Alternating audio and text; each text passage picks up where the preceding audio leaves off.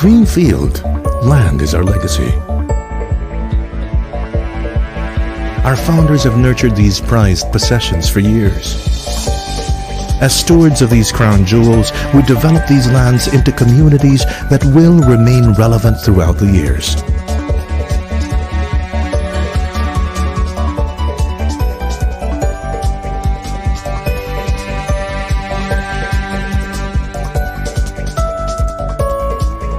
Simultaneously working with nature while employing the latest in technology.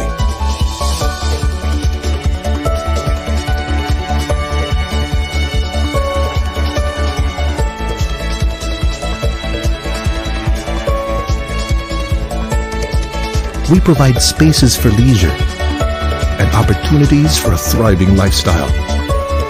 Venues where relationships grow and are nurtured.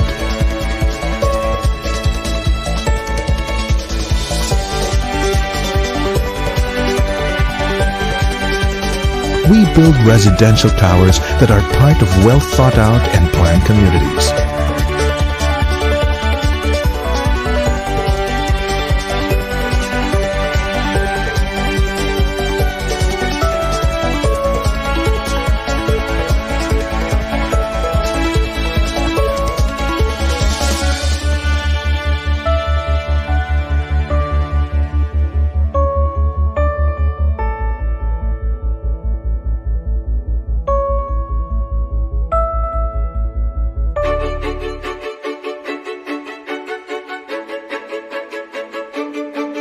We build modern suburban cities with vast spaces for nature and an opportunity to live a fully connected and balanced lifestyle.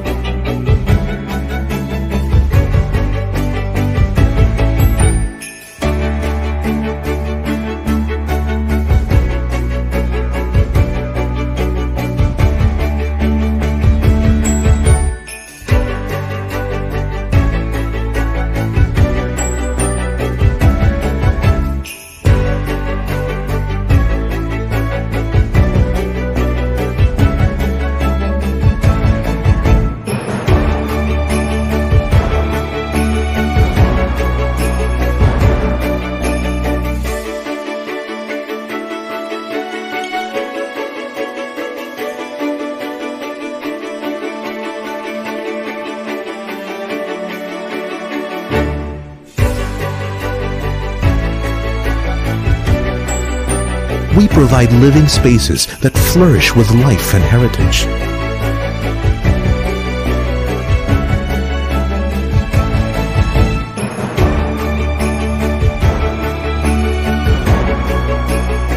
From urban, connected yet nature-centric districts to suburban cities flourishing with greenery, our developments will remain relevant throughout the years. Let this be the legacy you bequeath to your children and your children's children. Let our land be your legacy.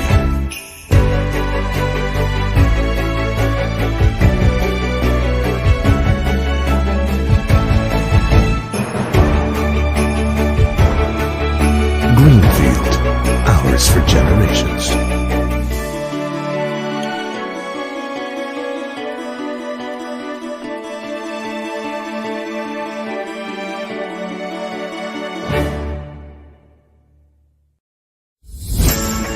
There are 3 easy steps in creating your resume link.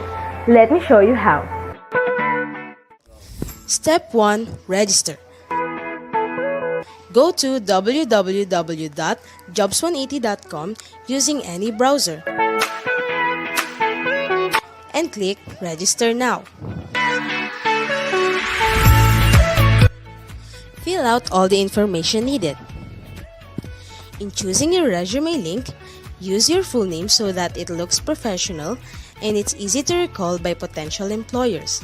For example, Antonio1delacruz.jobs180.com. Step 2. Create and design. When creating your resume, make sure to complete your personal information and upload your profile picture. One of the highlights of the resume link is the portfolio section. In the portfolio section, you can show off your skills by uploading samples of your work like documents, pictures, videos, and your social media links. Your resume link also features different themes and you can upload a cover photo. This is a combination of a cover letter and a social network cover photo. Here is an example. You can also download a copy of your resume link and print it.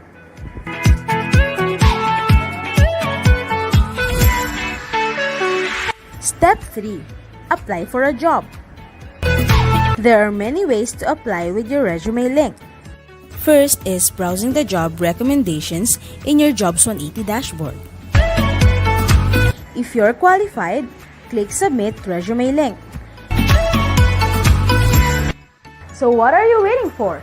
Dress up your next generation resume, stand out brightly among the competitive job seekers in the market, and win the heart of your future employers using Resume Link.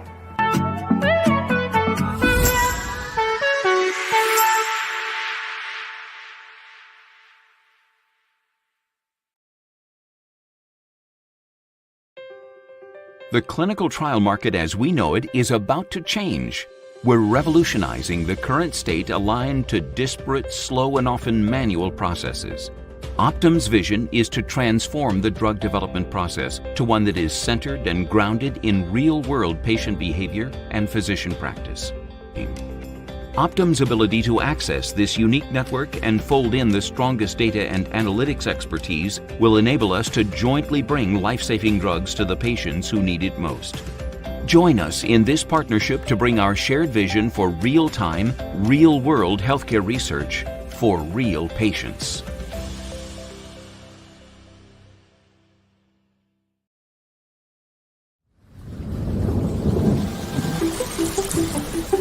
Change.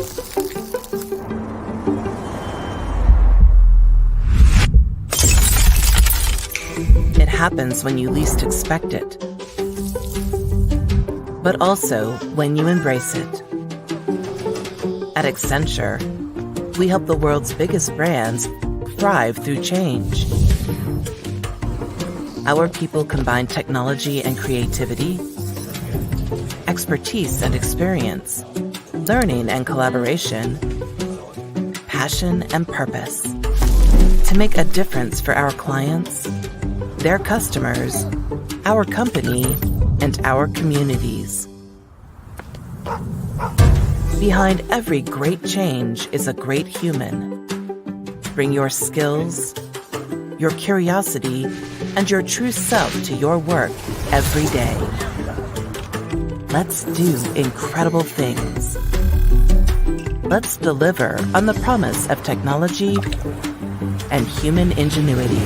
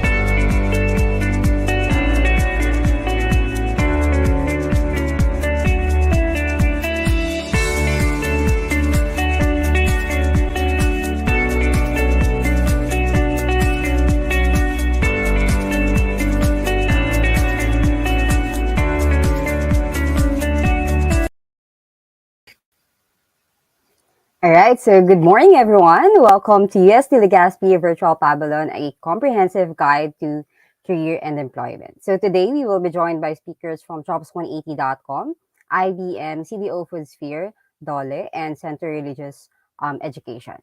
So before we start, may we invite everybody for a short prayer followed by the singing of national anthem, UST Legazpi Vision, Mission, and Quality Policy Statement.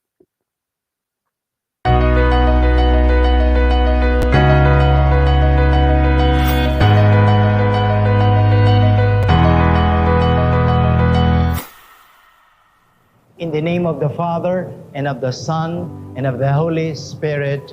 Amen. Lord, in our weakness and vulnerability, bless us with your grace to soar beyond limits, enlighten our vision, and guide our mission, that we may clearly see and fully realize our quest. Keep our passion for the truth burning and our compassion for humanity bright, that we may live truly and lovingly.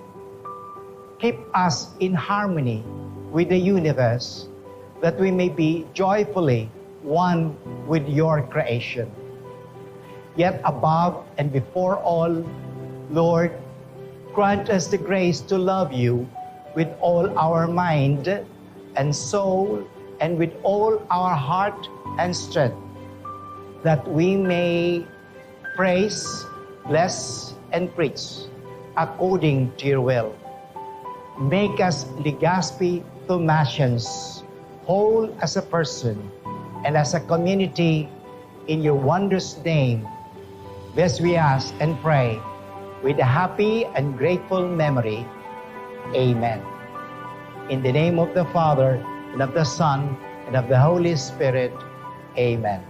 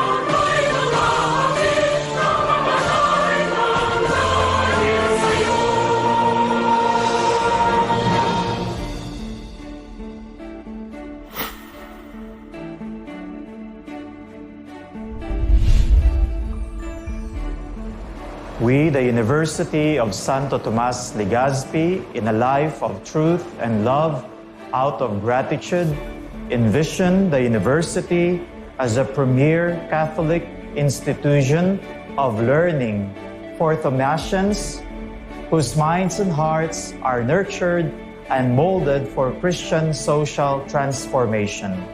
Thus, we work in making the university a Christ-centered educational community, a respected higher education institution with consistently high standard, values-oriented, socially responsive, and globally competitive academic programs. A reputable leader in primary and secondary science education, religious and teacher education, business management, accountancy, engineering, architecture, fine arts, communication and liberal arts, health sciences, law, and graduate studies. A prominent teaching hospital in the region. A renowned center for Bicol studies, community development, environmental protection, and disaster risk management. A leading university for professional development, quality management, innovation, internationalization, and financial sustainability, and at the regulated university by 2025. Our mission. We, the University of Santo Tomas Legazpi, a Dominican institution of learning under the patronage of St. Thomas Aquinas, commit ourselves to the pursuit of excellence in academics and health services through dedicated study, the strengthening of our moral integrity through fervent prayer and witnessing, the sharing with others the fruits of our endeavor through loving service, the enhancement of our emotional maturity towards an integrated Christian community, and the promotion of cultural advocacy for a genuine appreciation of Catholic, Filipino, and Bicol identity. Our quality policy statement: in a life of truth and love out of gratitude, we offer Thomasian education. And in our dedication to provide a holistic Catholic and Dominican spiritual formation, instruction, research, creative work, governance, management, and community service. And in our pursuit to continually improve the educational system for the satisfaction of our clients, we, the University of Santo Tomas Legazpi, are committed to excellence by setting quality objectives based on national and international standards. Our core values: in a life of truth and love out of gratitude, I am a Legazpi Thomasian whose mind and heart are nurtured and molded by study and prayer for Christian social transformation.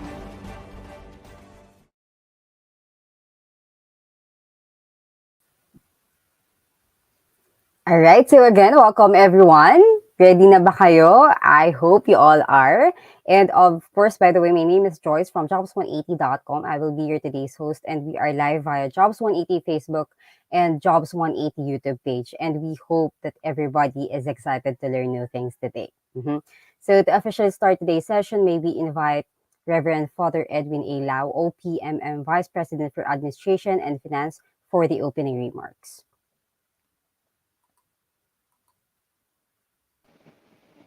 Good morning, ma'am. I will be giving the opening remarks on behalf of Reverend Father Edwin A. Lau, OP.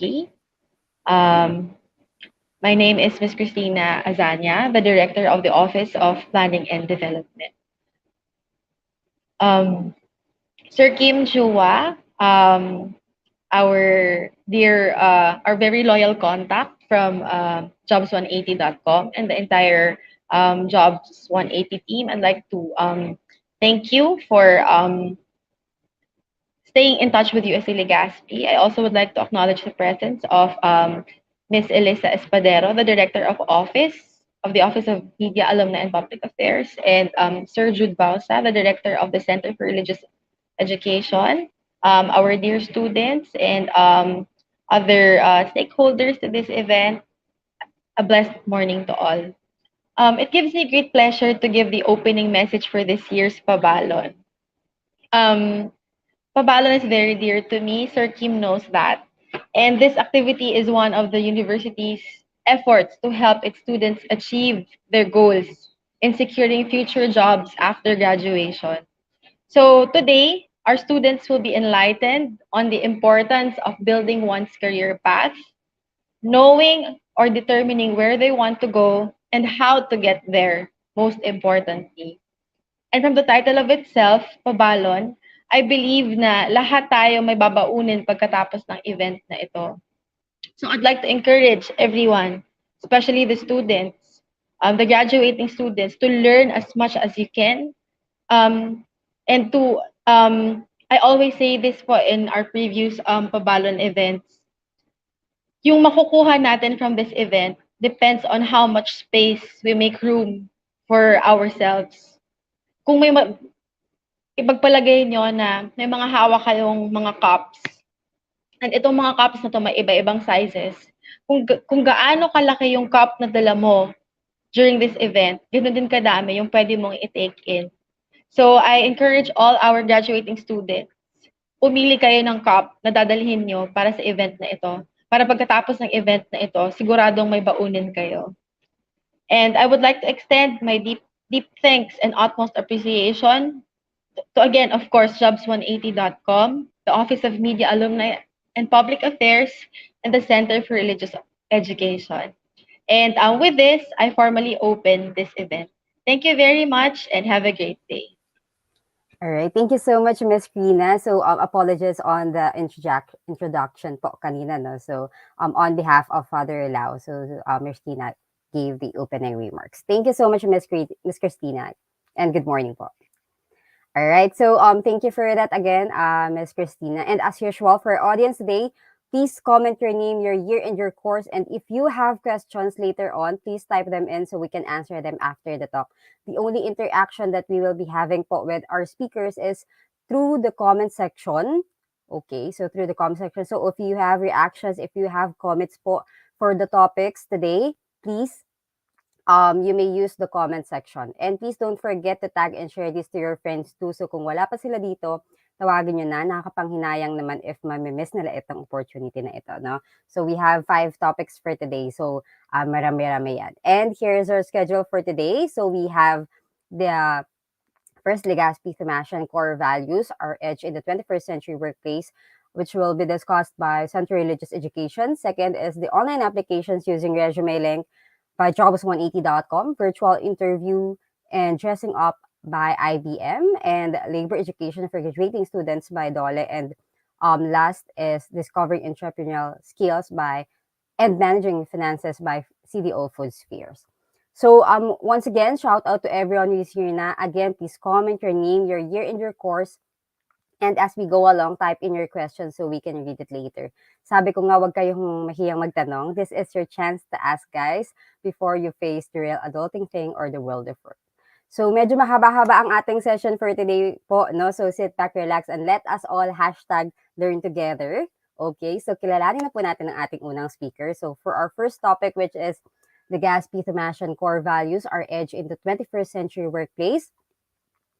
Mr. Jude entered the seminary St. Albert Novitiate at 1993, professed as Dominican friar in 1998, graduated AB Philosophy in 1999 at Philippine Dominican Center for Institutional Studies, finished Bachelor in Sacred Theology in 2022, UST Manila, took Masters in Sacred Theology, licentiate in Sacred Theology, UST Manila, teacher in UST Manila High School Department 2000 to 2005, Angelicum College QC from 2002 to 2003, Lechian Manila 2005 to 2006, Marymount School BF Homes Parañaque 2006 to 2010, UST Legazpi 2012 to present, UST Legazpi Science High School from 2012 to 2017, UST Senior High School 2017 to 2019, and I'm currently the key director up to present.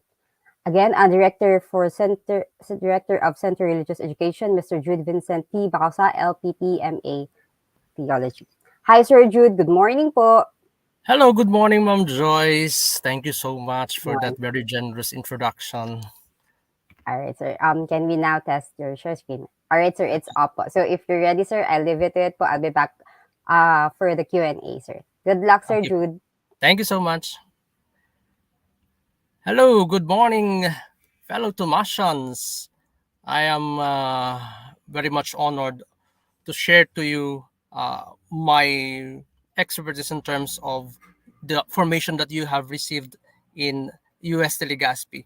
So I'll be talking about your edge, being a Legazpi Thomasian when it comes to the 21st century workplace. You know, soon you will be leaving the portals of UST and eventually going to face the world, trying to find the best job which you dreamed of. And the question is, what is our edge as Legazpi Thomasian? So, yon, you will be faced with this reality, and rest assured, you are fully equipped, because since the time that you have chosen your school, at the back of your mind, you said, probably the reason why you have chosen UST Legazpi is because you know that you will be fully equipped and you will become the best of who you are, and eventually would land on a job which you have dreamed of. But let's try to go deeper into that, and the assurance that eventually, as future member of the workforce who will take the lead, what is our assurance? So would be graduates of a premier Dominican institution of learning Soon you will be joining the ranks of equally competitive workforce. Okay, you will going to uh, hunt jobs side by side with the best of the country and of the country. The question is, what is your advantage? What is your edge? So here I have shown to you some of the pictures that we had in the gallery of UST Legazpi Facebook page, showing us some glimpse of the ideals that probably you have imbibed in yourself. So if we're talking about Legazpi Thomasian edge, here's the answer. Our edge? We are Legazpi Thomasians. Yes, we are Legazpi Thomasians because we pride ourselves of such distinction.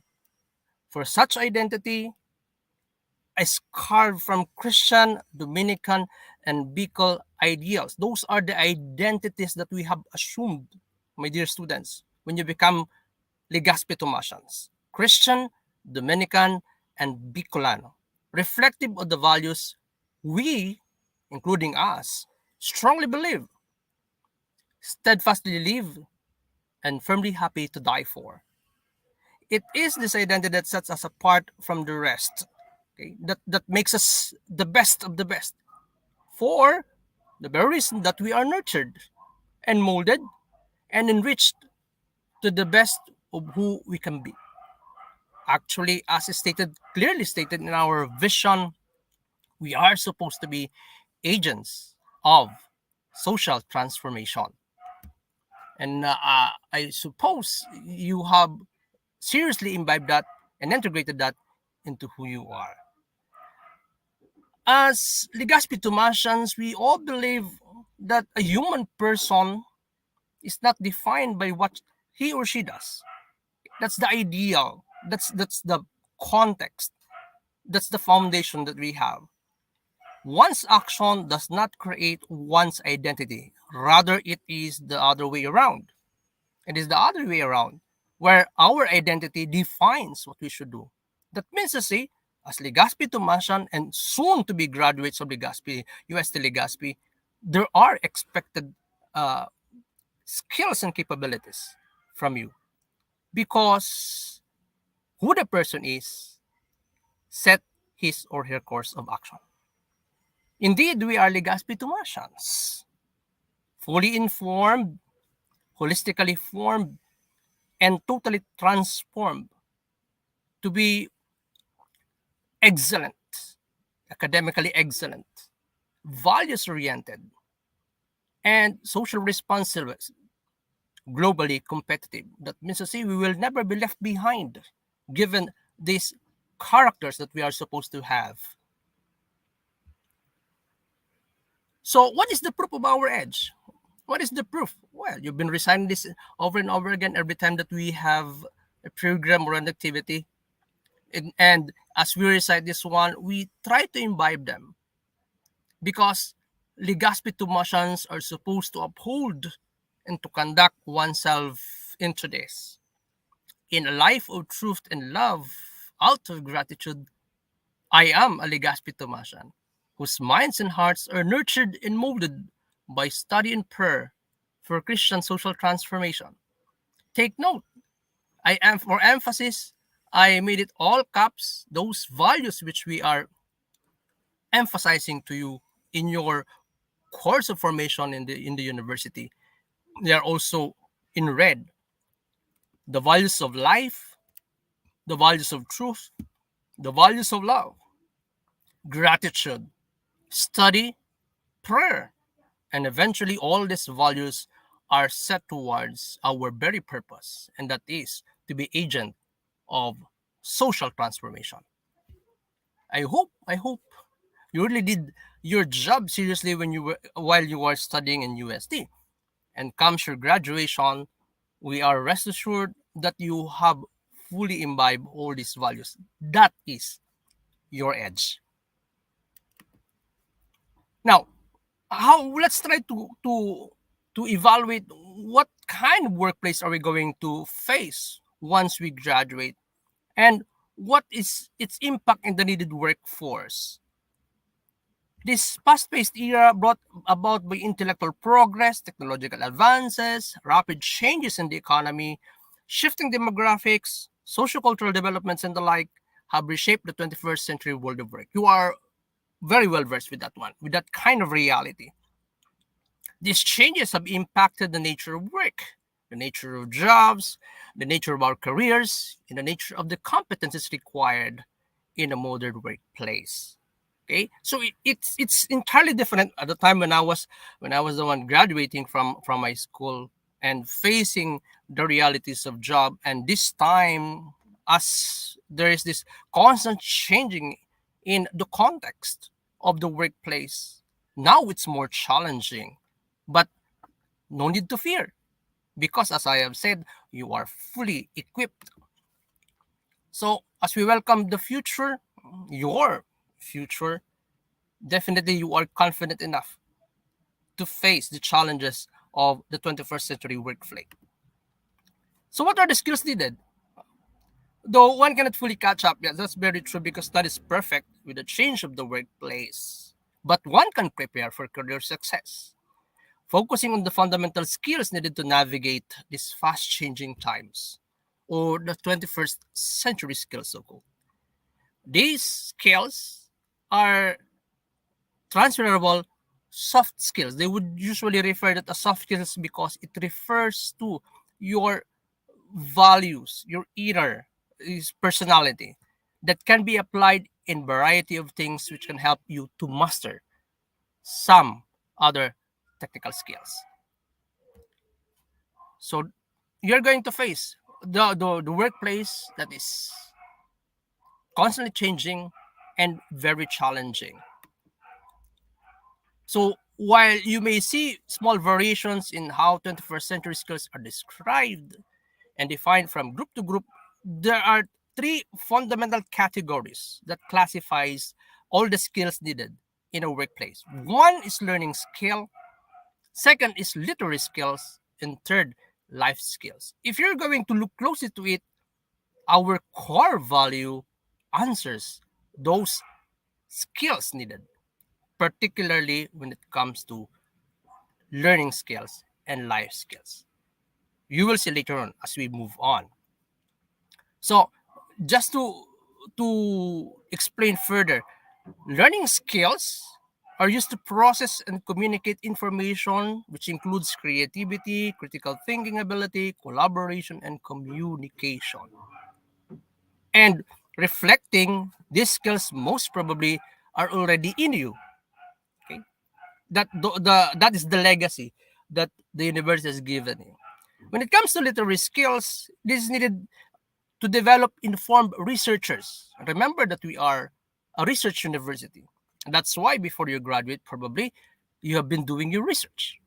Includes information literacy, media literacy, technology literacy, which is focused on the ability to evaluate and process new information.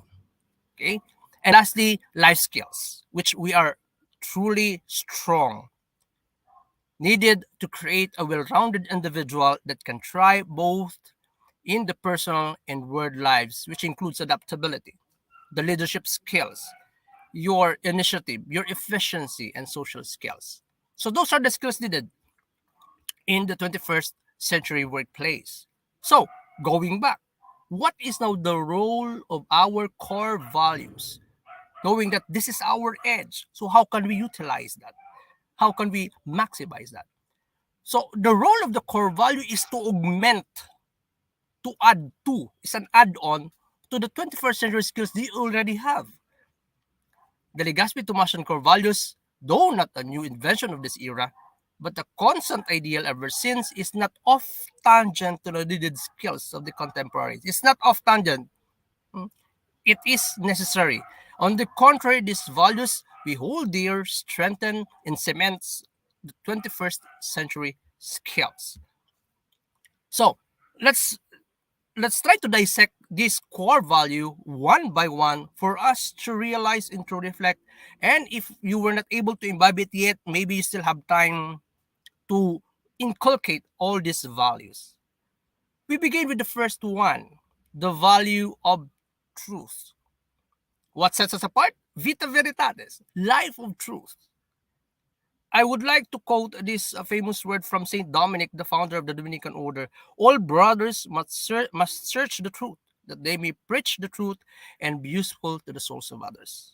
With emphasis to the last phrase, be useful to the souls of others. That's the reason why we love to search the truth. This is the very foundation of knowledge, understanding, and wisdom, because especially nowadays that we are bombarded with an inflow of information that oftentimes unverified, fake, not true.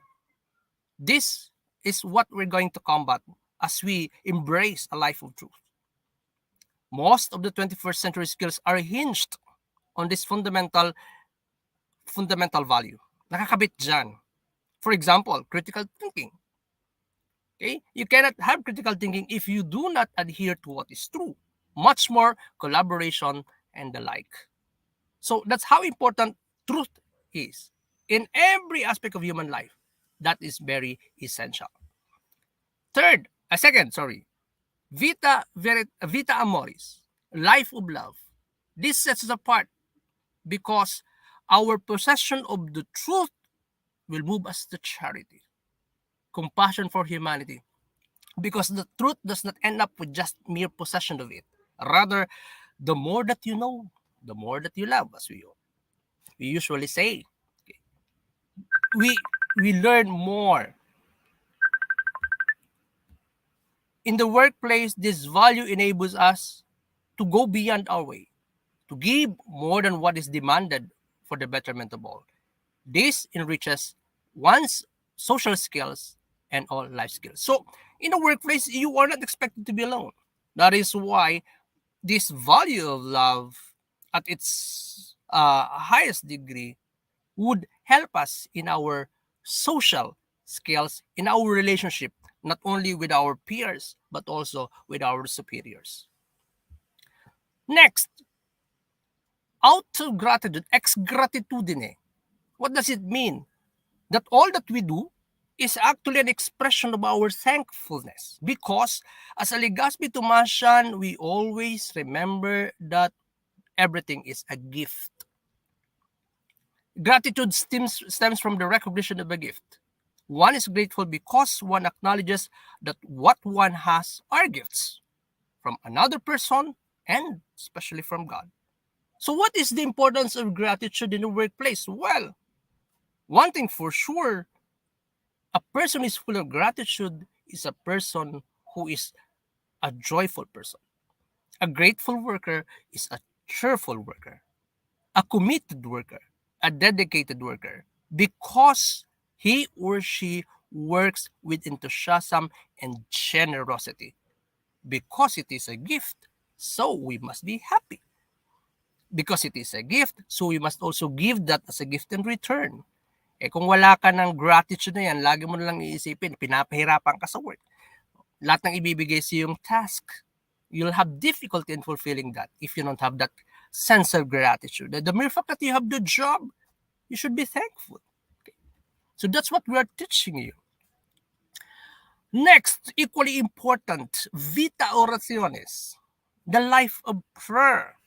Oh, bugbog sarado na kayo sa dasal. From the start to the end of the class, you always starts with the prayer. Even with the activity, it starts with the prayer and you will end up with the prayer. Why? Because our life revolves in constant prayer. Our action itself is prayer. Prayer is an act of humble recognition of the existence of a loving and merciful God, because we also recognize that we cannot be completed, that we are still lacking in many things. That's why we recognize that there is a supreme being above us. That is why we establish a relationship with Him. And our constant communication with Him is through prayer. A life of prayer makes one strong and resilient amidst life's challenges. Ang taong malasalin, kahit gaano kahirap, nalalampasan. It strengthens one's search for the truth, deepens one's life of study, and leads to contemplation. Yun ang napakahalaga sa life of prayer, because one of our previous core values is lifelong learning. So you always reflect, you always think of what you are supposed to do, what you have done, and what you will learn. A prayerful worker makes positive values and thus strengthens one's social life. Much important, though you are done with your academics after you graduate, still we do not end studying. That's what a Dominican does. Life of study, the entire life is Vita Studio, a life of study. Because we are in constant search for the truth, and the truth is a very big reality. So we continuously contemplate, we continuously search and learn. So we value assiduous study, which develops our intellectual capacity. Excellence is the fruit of this attitude.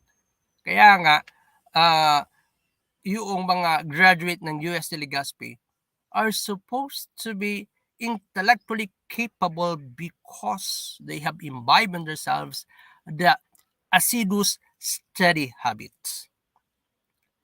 As Legazpi Thomasian, who have imbibed this kind of value, is capable of, for sure, innovation, creativity, and mostly excellence. And you will never innovate, you will never be creative if you do not study, you do not reflect and contemplate.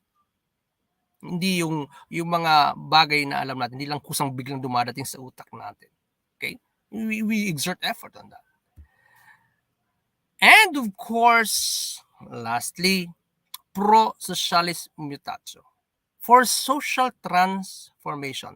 So the Legazpi Thomasian education is aimed at providing a kind of education that is holistic and transformative. That means to say, from the very start, the very reason why you are given such kind of formation is because you will eventually go out in the society and start helping in the transformation of our society. You are all good citizen and contributor of the society.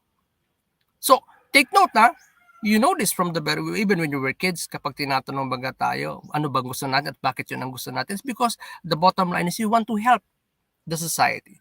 Careers, jobs are not simply meant for one to gain for oneself. Hindi tayo nagpapayaman lang. It is intended in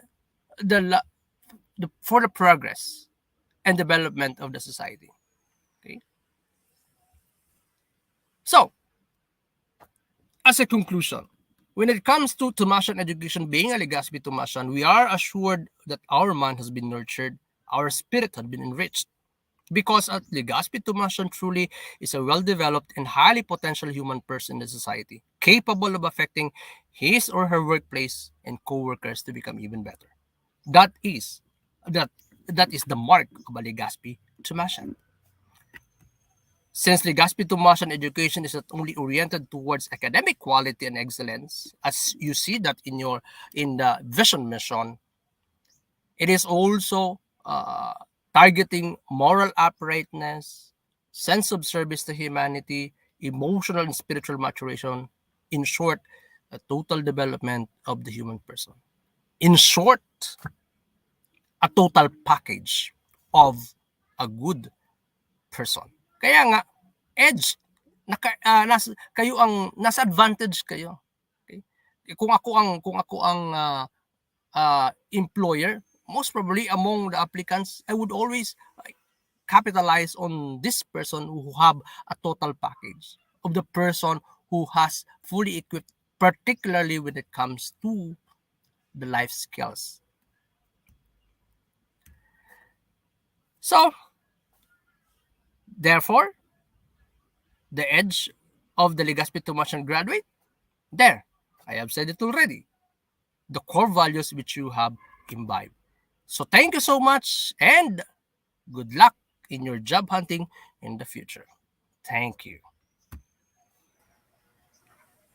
All right. Thank you so much, Sir Jude. So, all right, for our audience today, if you have questions, the floor is now open for questions. So if you have questions regarding the topic from Sir Jude or you have questions for Sir Jude, so you may now use the comment section. You may use the comment box. Please type in your questions. Okay. So, Sir Jude, while waiting for questions, good morning po. Good morning, Sir Jude. So, Good morning po once again, Ma'am Joyce. all right, maybe you have other tips and advice for the graduating students po. Well, you simply have, if ever I had have additional tips for you as you go to as you face the 21st century work.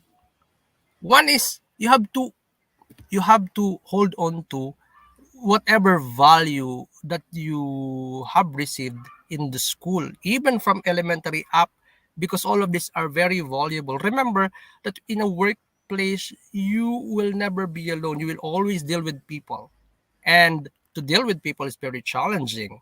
Minsan nga, yung taong kasama natin araw-araw, nahihirapan tayong pakisamahan much more with the person na na-meet lang natin sa workplace. And that could be an edge. Kadalasan, workers would not leave the work dahil lang sa sweldo. Hindi. Minsan nga, kahit maliit ang sweldo, they would stay because of a good companions in the workplace.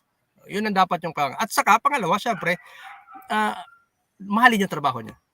Mahalin yung trabaho niya. Yun ang pinaka-importante. Yes, correct, sir, na there are things na mas importante aside from or bukod sa sweldo, di ba po? Ayan, and yung peace of mind sobrang importante. Yes. And of course, your working relationship towards other people. Alright. I'm sorry, Sir Jude, may delay lang sa akin ng mga 3 seconds, pero I can understand and hear you well po. So, I guess there are no questions po from audience. So, I think you may now proceed backstage, Sir Jude. So, thank you so much po for joining us today, for sharing your knowledge and experience po. Thank you so much, Sir Jude. Good morning po.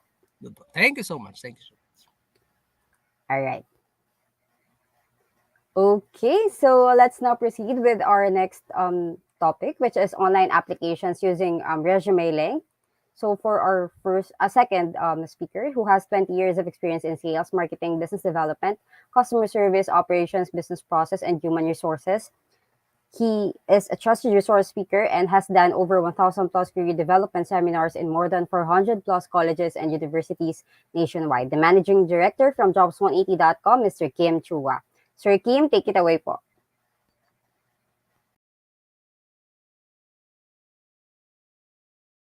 Allow me to share to you how to make a job-winning resume. Yan. A lot of you are now looking for a job and exploring for the next chapter in your life.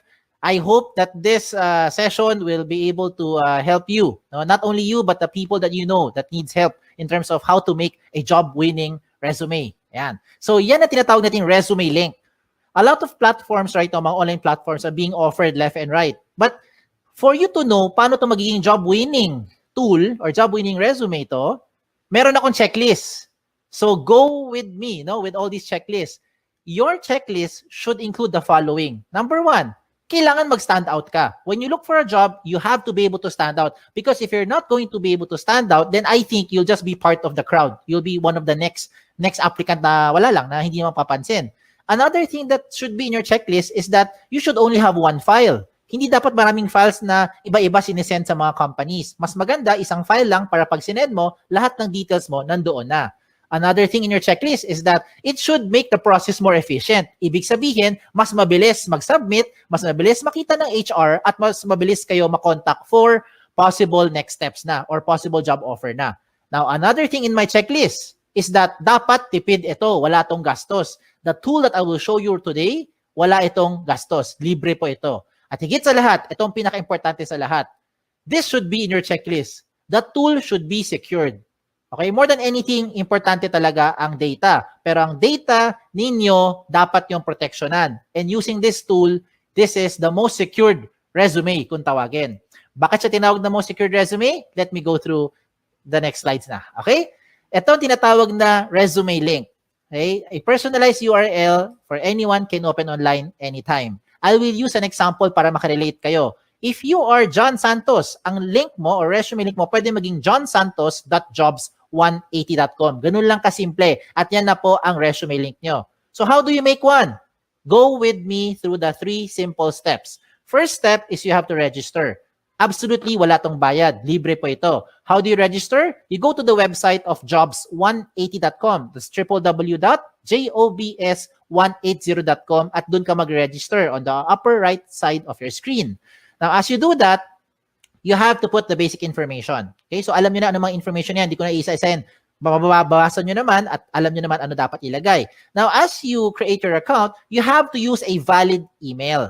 Okay? Now, before we go to the email, paalala ko lang, sa mga nag-isip sa inyo, paano kung hindi ako si John Santos, ano gagawin kong resume link? O yan, baka nag-isip kayo eh. So, if ever lang, mayroon kang kapangalan, okay, just so happen na may ibang John Santos na nauna sa inyo, ano mangyayari? Magkakaroon doon na red na box, sasabihin niya, this name has already been taken. Huwag kayong malungkot, pag taken na, okay lang, just be creative. Pwede mo gawin, baliktarin mo. Gawin mo santosjohn.jobs180.com o kaya J Santos o kaya Santos J o kaya JS o kaya SJ. Depende kung ano gusto mo gawin. Basta importante, wala kang kapangalan. Okay? Wala kang kapareho.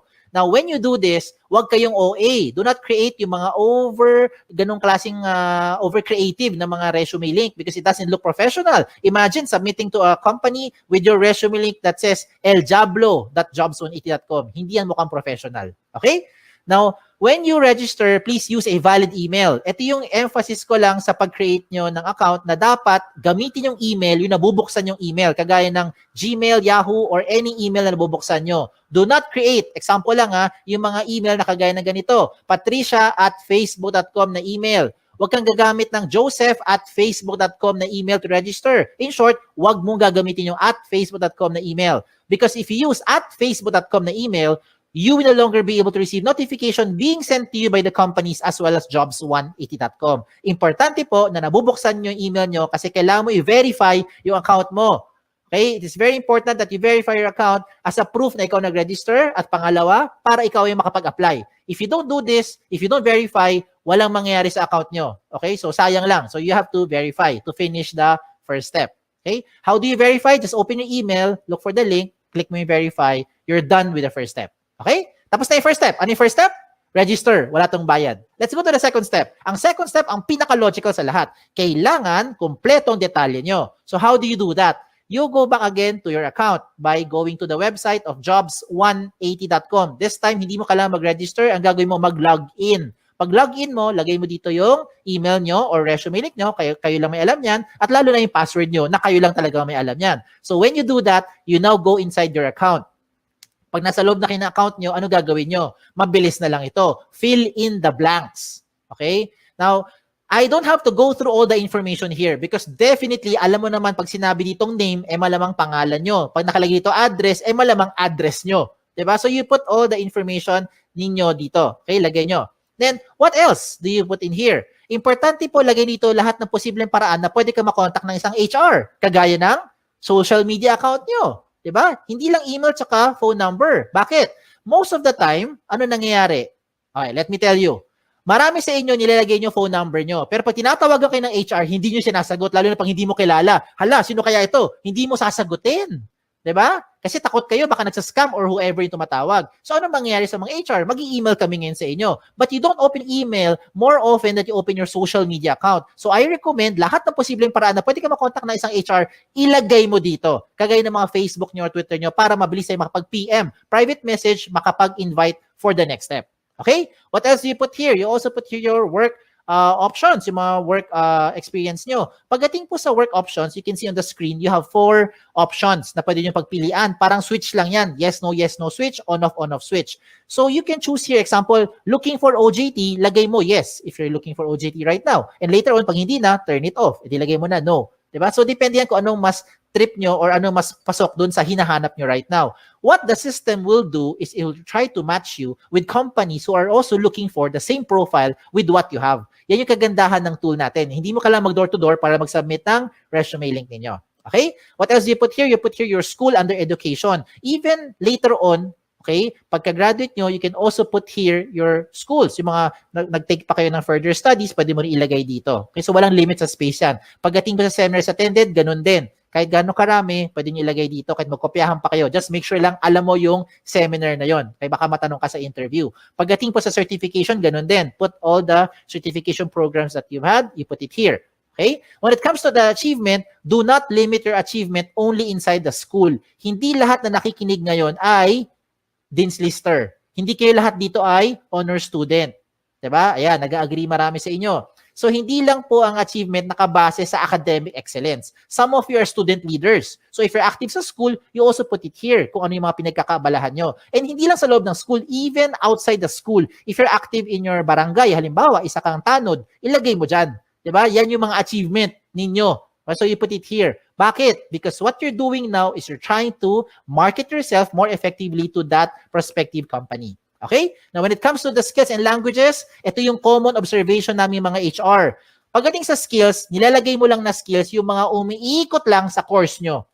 Hindi porkat communication arts ang course mo, com arts lang ang skills na alam mo. Hindi porkat engineering ang course mo, ang alam mo lang na skill ay pang-engineering. Hindi porkat tourism or HRM ang course mo, ang alam mo lang na skill ay pang-tourism at pang-HRM. Maybe some of you are into multimedia, into photography, into videography, into something else, arts, crafts, whatever. Lahat ng yan, skills nyo yan. Remember, what you're doing here is you're marketing yourself more effectively. Kaya kung ako sa inyo, ilagay mo dito lahat ng skills na alam ninyo. Pagdating po sa languages, ganun din. Huwag mong ilimit yan sa dalawang lengguwahe lang. Because I'm sure alam nyo na yung dalawa. Kung dalawa lang talaga alam nyo, din dalawa lang. Ano tong dalawang to? English and Tagalog or Filipino. Okay? Now, if you know other local dialect, Bisaya, Kapampangan, Sabacano, Ilonggo, you can also put it here. If you know foreign languages, German, French, Chinese, Japanese, diba, Korean, pwede mo ilagay dyan. Okay? Walang limit sa space yan. When it comes to the references, sigurado ko yung mga references nyo, kilala nyo. Ang malaking tanong dito kayo ba'y kilala nila? Sana oo, di ba? Kasi madalas pag tumatawag kami sa mga references nyo, hindi kayo maalala. So please tell them, ginawa nyo silang reference para at least they know what to tell about you. Okay? Now at this point, to make your life easier, kung sakali lang nakagawa ka na ng resume nyo in your Word file or maybe in your doc file, depende kung anong file nyo, PDF file, whatever file you have. Kung nakagawa ka na ng resume nyo, simple na lang. Just copy all the information inside dito. No, ilagay mo sa loob ng resume link. Just transfer them here inside the resume link para maging secured yung data nyo. Okay? Kung bakit secured, I'll tell you as we go along. Okay? So yung mga sinabi ko, I think alam nyo na yan. Alam nyo na yan. Okay? Itong mga susunod kong papakita, ito yung mga amazing na portion. Let me start with the portfolio section. Ano yung portfolio section? This is the part where you now upload evidence of your skills. Example, ano ebidensya na graduate na kayo later on? Diploma. Diba? Transcript. Ano pa? Toga, hindi ebidensya yung toga. Okay? Kung ano man meron nyo, di ba? Certificate, diploma, yan, ebidensya yan. Okay? Kung transcript of records is evidence na graduate na kayo. Ano ebidensya na wala kayong criminal record? NBA clearance, police clearance, di ba? Ano ebidensya na pwede ka pumunta sa ibang bansa? Passport, visa, lahat ng mga sinasabi mong mga skills mo or yung mga what you're claiming that you know, you can now support them here sa portfolio section by showing those documents. Diba? Anong ebidensya na ikaw ay healthy? Meron kang medical clearance. Anong ebidensya na pwede ka mag-drive ng sasakyan? Meron kang driver's license. Diba? So gets nyo na yung sinasabi ko. Ang point ko lang is you can now put the things here to support yung claim nyo of your skills. Now, you're starting to think, Sir, kung pare-pareho naman kaming graduate sa school namin, pare-pareho kami magkakaklase, same yung course namin, same yung school, same yung teachers, same yung curriculum, pare-pareho lang naman kami lahat, walang experience sa trabaho, how will we stand out? Ayan, di ba? Okay, ito ngayon yung isang magandang recommendation ko sa inyo on how you now stand out. You get your smartphones. Kunin mo yung mga smartphones nyo. Kung wala, manghiram sa kaibigan. Okay, hiram mo sa kaibigan mo. I-record mo yung selfie video mo. You say something interesting about yourself. Record it in about 30 seconds to 1 minute lang. Huwag na masyadong mahaba. Ano gagawin mo? Pretend that you are being interviewed by the HR. So you answer basic questions like, tell me something about yourself. O, di ba? Ano yung mga gasgas sa tanong natin? Why should we hire you? O, di ba? Just imagine na tinanong ka ng HR at sasagutin mo na lang siya. Ang maganda lang ngayon, recorded mo. So kung di mo type yung sagot, i-delete mo. Pag type mo, you save it. Then you upload it sa YouTube or sa Vimeo. Maraming mga video channel na libre, yung mga video converter sa online. Hanapin mo lang. And when you're done, you put that video link doon sa portfolio section nyo. O, di ba? This time, it will definitely make you stand out because depende na to sa diskarte mo on how you're going to present yourself. Okay? So I leave it up to you on how you do that. Now, another thing for you to do, na sure akong hindi to makokopya ng classmate mo, ay yung picture mo. Diba? So you put your profile picture here. Now, when it comes to the picture, hindi kailangan sobrang formal na formal. Hindi kailangan pumunta sa studio. Huwag na kayo gumastos. Ang importante dito, tumingin kayo sa camera. Plain background. Okay? Plain background, tumingin kayo sa camera. Wear something, of course. Wear something decent. Okay? Do not upload profile pictures that look like the right side of your screen. Yung mga sample na yan, hindi po maganda yung sample yan. Okay? So, huwag kayo maglagay ng ganun kasi mga sample ng profile picture. Now, another good thing pa that will make you stand out using the resume link is your cover photo. Yes! A picture paints 1,000 words. Yan ang kasabihan na very, very applicable dito. A lot of you who are listening today, hindi kayo gifted with writing skills. Hirap kayo express ang inyong feelings at inyong thoughts into words. Hindi mo ma-type, hindi mo ma-sulat. Tama? Hirap tayo eh. Bakit? Hindi natural sa atin yan. Pero pagdating sa picture, kayang-kaya mo i-express yung inyong personality. Look at the examples I'm showing you. Look at the one on the left. Ano siya? Isa siyang ophthalmologist or optometrist. Sabi naman ng iba, eye expert. Di ba? Yung sa kanan, ano siya? Sabi ng iba, sir, parang IT. Sir, techie siguro kasi maraming gadget, pati stapler, gadget niya. Di ba? O sabi ng iba naman, sir, parang makalat. O depende na kung how you are going to interpret it. But now, the way I see it, itong taong to, multitasker. Okay? Another good example I'm showing you is this one. Someone from psychology, someone from neurologist, or maybe someone who knows left and right. Ganun lang kasimple. No? So, depende yan how you're going to express yourself. Okay? Another good example pa, ito. Itong person na to, ang gusto niya sabihin, there's no shortcut to success. You will be able to reach your goal by taking one step at a time. O, di ba? So, I'm showing you good examples. Hindi yan member na Akit Bahay Gang. Hindi rin po yan social climber, in case that's what you're thinking. So, kung nagpakita ko ng magaganda example, I will also show you yung mga hindi magandang example para wag niyong gagayahin. Huwag kayo magpapaka-misteryoso. Okay? Make sure you put your picture there. Okay? Kasi maraming pangalan ngayon interchangeable. Ako mismo, guilty ako dyan. My name is Kim. A lot of people think babae ako. Ako rin mismo, napagkakamala ko yung mga aplikante, pag nakita ko, Chris, George, Alex, Sam. O, diba? Minsan isipin ko, Joey, lalaki. Yung pala, babae. Diba? So you better put your picture there para at least alam ng HR who to expect. Okay? Now, when you make your resume link, dapat may laman talaga yan. Kasi kung walang laman yan, ganyan itsura niyan. Blanco. And how do you expect companies will look, or HR from companies will look at your profile if you submit to them resume links that look like this? It's like submitting a piece of a paper, bond paper, or long bond paper, short bond paper na walang laman except pangalan mo. And that's the same as this one. So hindi yan papansinin ng mga HR for sure. Okay? Sayang lang oras nyo tsaka oras ng HR. Kailangan attractive. Okay? When I say attractive or catchy, do not overdo it naman. Now, this is just in my opinion. In my opinion, I think this one is not a good example. Kasi ang dating niya parang tamad, parang happy-go-lucky, parang chill-chill lang, no? Parang ganoon na dating. So, I leave it up to you on how you'll be, expressing yourself na dito. Okay? So, sa mga personality nyo. Alam niyo na anong dapat nyo gawin at hindi nyo dapat gawin. So, showing a very good example is si iExpert. Tignan mo, lahat ng detalye niya, kompleto. Everything from top to bottom, kompleto lahat ng details, including yung kanyang mga portfolio section na nagpapatunay na siya ay isang licensed ophthalmologist. Pinakita niya lahat ng mga posibleng hingiin pa sa kanya ng mga HR. So bakit ko sinabi sa inyo napapabilis yung buhay dito? Hindi lang buhay nyo. Pati buhay din ng HR napapabilis. Because once you submit all this information to that company, when the HR opens your resume link and sees everything about you, dalawa lang ang pwedeng mangyari niyan.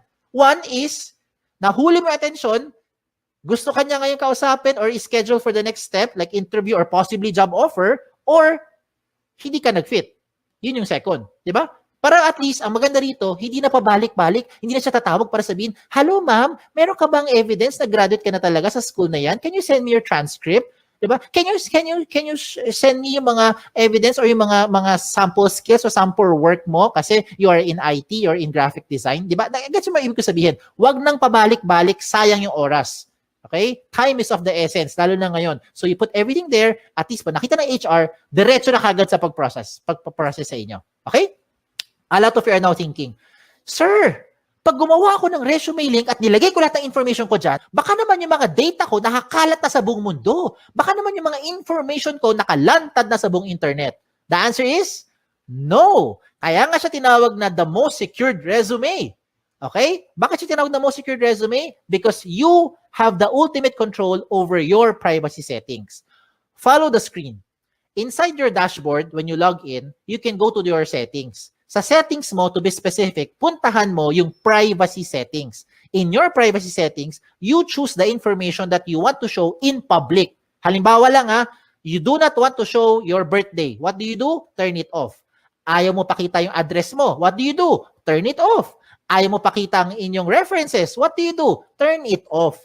So lahat na naka-off, hindi lalabas sa public. At sino may control niyan? Kayo lang. O, di ba? Ang maganda pa rito, real-time update yan. Halimbawa, today, you decide not to show your birthday, your address, and references. And then 5 minutes later, you decide, sige, pakita ko na nga birthday ko. Turn it on. Real time. 5 minutes later, the moment you save your settings, lahat na binigyan mo ng resume link, updated na rin sila real time. As in real time. Di ba? Ayos, di ba? Sige, tuloy natin. Tuloy pa natin to. So, reminders ko na lang sa mga late na dumating or kakakinig lang, when you make your resume link, make sure that your profile is interesting and attractive. Okay? Wag OA. Iba yung over naman yun. No? Wag naman ganun. So, make sure it's attractive, it's catchy. Complete all the information, especially your contact details. Kasi sayang naman lahat ng ginawa mo, nahuli mo attention, hindi ka makontak ng HR. So better make sure nandiyan yung mga contact details na updated. Okay? So yan. So tapos na tayo sa 2 steps. Last step na lang. Ano yung first step? Recap lang. First step is register. Wala tong bayad. Libre po yan. Second step is for you to complete the information. Yan ang pinaka-logical. And the last step now is for you to submit. So you're now thinking, okay to paano ko gagamitin ngayon yung resume link? Bigyan kita ng iba-ibang paraan. Okay, lahat ito practical application para makarelate kayo. Unang option, pumunta ka sa website ng jobs180.com. That's www.jobs180.com and that's where you now start to look for companies. Type the companies that you're looking for. Pag may lumabas, edi good. Pag walang lumabas, edi wala. Okay, huwag din pilitin. Okay? Now, you can also see there a lot of companies, a lot of company logos that you can shop around, you can choose, learn about the company, and if you want to be part of the company, I recommend you submit your resume link kahit na hindi ka pa qualified. Let me repeat what I just said. If you want to be part of an organization, if you want to be part of that company, even if you are not yet qualified, I recommend you give your resume link to that company. Bakit? Imagine, kung ngayong hapon, ngayong araw, nag-submit ka ng resume link sa isang kumpanya na naghahanap ng 3 years experience na aplikante. Wala ka pang 3 years experience. Okay lang. Because nabigay mo na yung resume link mo sa kanya, pagdating ng 2024, siguro naman by that time, meron ka ng 3 years experience, di ba? Kasi nag-work ka na ngayon, by 2021. By 2024, may 3 years experience ka na, pwede ka na ma-qualify dun sa position in-applyan mo. And you never know. That company might just contact you later on, provided that your details are still updated. So you have to update those information real time. Ayos ba? Ayos, di ba? Wala nang pabalik-balik. Hindi mo na kailangan magbalik-balik dun sa kumpanya para sabihin, nag-apply po ko sa inyo last year. Ako po yung OJT nyo 3 months ago. Wala lang ganun. Okay? Another practical application. When you submit your resumes through email, how do you do that? Madalas, ito ginagawa natin. Mag-email tayo, sasabihin natin, Dear HR Manager, I would like to apply for the following position and this is my resume. Ano gagawin nyo? I-attach mo yung Word file mo or PDF file mo. Tama? If that is how you're doing it, wag mo nang gawin yon. Wag ka na mag-attach ng anything sa email. Pampabagal lang yan, tsaka makaluma na yung style na yan. Bakit ko sinabi yon? Kasi hindi mo na kailangan talaga mag-attach ng anything. Ang gagawin mo, i-type mo na lang doon sa email mo yung resume link mo. Example, Dear HR Manager, I would like to apply for the following position. And this is my resume. In this example, Antonio Juan de la Cruz, 01.jobs180.com. That's it. Submit. I look forward to your information. Thank you. Send. Every time meron kang babaguhin sa details mo, hindi mo na kailangan padalhan yung HR. Kasi kung ginagamit mo mga attachment, ang kulit niyan ang kulit, saka nakapagod. Ano gagawin mo pag nagbago ka ng phone number? Dear HR Manager, this is now my updated resume. Mamaya-maya, 2 weeks later, nagpalit ka ng phone number. Ano gagawin mo? Dear HR Manager, this is now my updated, most recent resume. O di ba? Every time meron kang babaguhin, padala ka na padala doon sa HR. Nakakapagod yan, hindi lang sa part nyo, kundi sa part din namin sa mga HR to keep track which one yung pinaka-updated na details. So this time, wala na kailangan. Palit-palit na lang kayo ng details nyo. Update na lang sa loob ng resume link. Ayos ba? Ayos pa. Okay, tuloy pa natin to. Okay? If you want to print your resume, this is now the good news. You can now print your resume link. No matter how much information you have, the system will try to compress everything into one page. So kung gusto mo talaga mag-print ng papel at mag-submit sa mga kumpanya, walang kaso. Pumunta ka lang sa dashboard mo, hanapin mo yung print na option at mamili ka kung 1 column or 2 column version ang gusto mo i-print. What the system will do is it will try to compress everything into 1 page para tipid na. O, di ba? Now, usapang tipid. Ito mas tipid pa. Gusto mo mag-print ng resume pero gusto mo magtipid. Itong gawin mo. Gumawa ka ng resume link card. Ano tong resume link card? Sa isang pirasong long bond or short bond paper, mag-design ka ng maraming resume link card. No? Maliliit lang, parang business card ang dating. In 1 piece of paper, I think you can make 10, 20 sets of cards. Depende sa size ng papel mo. At ang importante na ilagay mo dyan sa resume link card mo ay syempre ang inyong resume link. Diba? So, hindi mo na kailangan ilagay lahat ng details mo sa resume sa loob ng maliit na papel. Lagay mo lang resume link mo. And that is what you now give to the companies when you start applying. Look at the picture I'm showing you. Diba? Tipid. Hindi lang tipid. Secured pa. Tingnan nyo. If you submit yung big paper resume nyo, long bond paper, sinubmit mo sa isang kumpanya, nag-apply ka. For some reason, nilipad ng hangin. Yung nakapulot ng papel na yan, alam na buong detalye mo because everything is in that 1-page printout. Now, if you lose that small piece of paper, don't worry. Meron kang peace of mind. Bakit? Yung mga kapulot niyan, limited sa privacy settings mo because you have the ultimate control over your privacy settings kahit na i-type niya yan sa browser. Okay? So, ang recommend ko rin sa mga nakikinig, use the gadget. Take advantage of the technology. Use your gadget, your laptop, your cell phone, your tablet, kung ano man. Okay? Para ngayon kasi, with this day and age, technology na ang gamitin natin. Kung mano-mano pa rin kayo, wala kayong gadget, okay lang, huwag kayong malungkot. You can still submit to the companies by just simply writing the resume link on a piece of paper. As simple as that. Okay? So, again, sa mga nagtatanong, ano yung mga guidelines ko para makagawa ako ng job-winning resume? Ito yung guideline ko. Ito yung checklist ko. Are you using the right tool? That's the ultimate question. There are so many tools right now, but these are the things that you should consider when you make your resume. And that is the resume link. It already addresses the following. Number 1, security ng information mo. I hope by this time, you have peace of mind. Ito na ang pinaka-secure na information because you have the ultimate control over your privacy setting. Pangalawa, the speed of hire becomes faster. It becomes more efficient because whatever you need, whatever the HR needs, you can already put it inside the resume link. Another thing is that it's flexible. If you want to print, just in case lang gusto mo talaga mag-print ng resume nyo, you have the option to print it. And you don't have to worry about saan ko sinave yung file na yan, saan ko tinago, wala nang ganun. Just log into your account and print. Mamili ka lang kung 1 column or 2 column version. At higit sa lahat, wala po itong bayad. Tipid po ito. Walang bayad. Okay? Ang kailangan mo lang, of course, internet. Sa mga nag-iisip sa inyo, sir, kailangan ko ng pan-data. Pwede ka naman makakonect sa internet na walang data eh. Punta ka sa libreng wifi. Diba? Baka yung kapitbahay nyo may libreng wifi. O, makagamit ka muna. Later on, pag may trabaho ka na, may sweldo na, bayaran mo yung wifi niya. O, diba? Bawi-bawi lang yan. No? Give and take. And there are a lot more benefits to just what I've mentioned. Marami pang iba. You can share your resume link to whatever platform you want to share it to. Gusto mo i-text? Gusto mo siya i-private message? Gusto mo i-send via Viber? Kayo bahala. Pwede mo i-share. Basta kayo may control. Ganun lang kasimple. No? Kung hindi mo ito binigay sa kahit kanino, hindi malalaman to nung taong yon. And you don't have to save it to whatever USBs or hard drive. No need na. Wala rin tong mga tipong version na kailangan pa mag-compatible. Walang ganun. Lahat ito compatible. Pwede lahat. Okay? So, shout out na lang ako. Shout out to all our school partners. By the grace of God, right now, we have about 400 plus colleges and university partners nationwide, including your alma mater. So, thank you. We're very thankful for this opportunity that we're able to do this kahit tayo nasa loob ng bahay, kahit kayo ay nasa loob ng bahay. So, hindi tayo physically nagpe-present, pero nakakatulong pa rin tayo, especially if you have friends or relatives whom you think would need this tool. Please share this to them. Okay? Sa mga nagtatanong naman ng mga frequently asked questions, sasagutin ko na. Ito kasi yung mga common questions na kadalasan tinatanong sa akin. Ang tanong, can I give my resume link to companies who do not know about jobs180.com? The answer is absolutely yes. It depends kung sino ang bibigyan mo. Ikaw may ultimate control niyan. Okay? Pangalawang question, is this the same as other job platform like LinkedIn, JobStreet, iba pang mga job site? The answer is no. Meron tong dalawang major difference. Yes. Lalo na pagdating sa security. Okay. Of course, explain lang ako Okay. With respect to the other sites that I've mentioned, let me just use JobStreet as an example para lang mas makarelate, no? Para makarelate. You can only use JobStreet resume if you're applying to companies who are also using JobStreet. If you're applying to a company who is not using JobStreet, you cannot use your JobStreet resume anymore.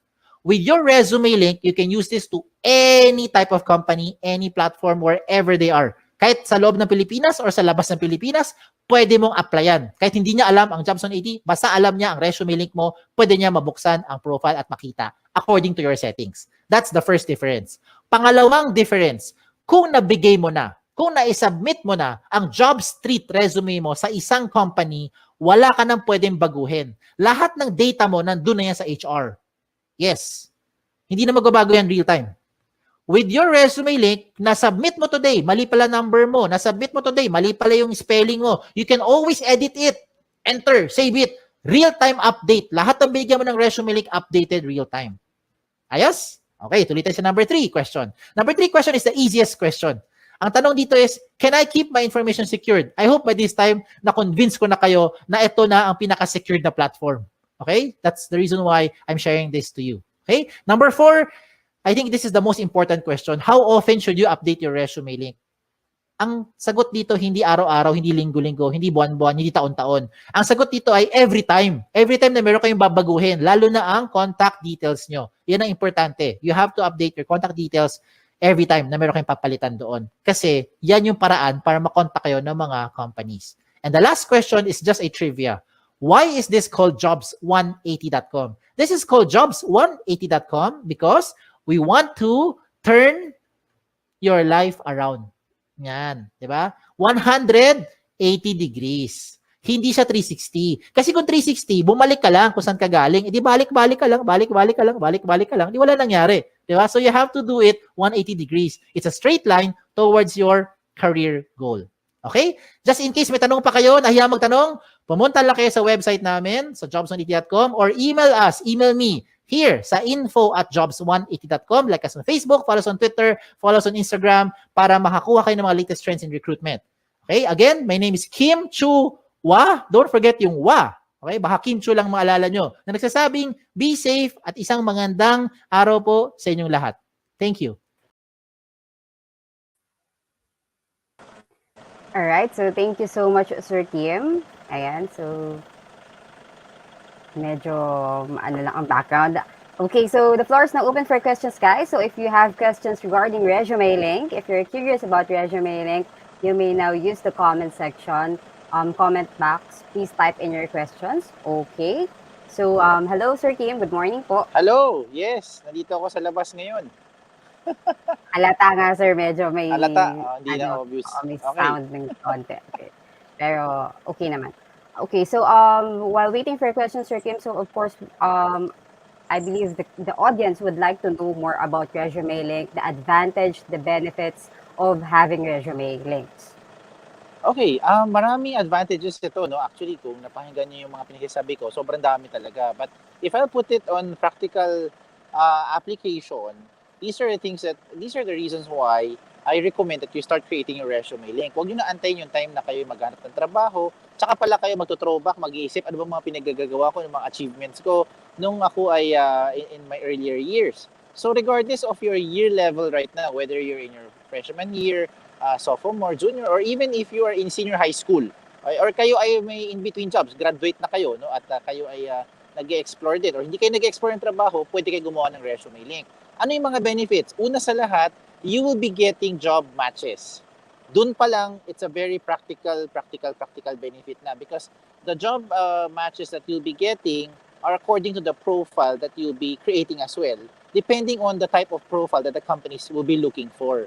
So, imbis na kayo pa yung nagkakatok-katok sa mga company at naghahanap, this time around, kayo na yung hahanapin at kayo yung papadala ng mga invitation. It is up to you if you want to accept those invitation or not. No? Nasa inyo na yun. Now, another thing din here is that I don't mean naman na pag gumawa ka ng resume, automatic babahain ka ng trabaho. No? So, syempre, pwede rin kayo maghanap kung meron kayong gustong applyan. You can also use that. Now, another practical aspect is that in the future, we will be having a lot of webinars like this, no, that we're conducting right now.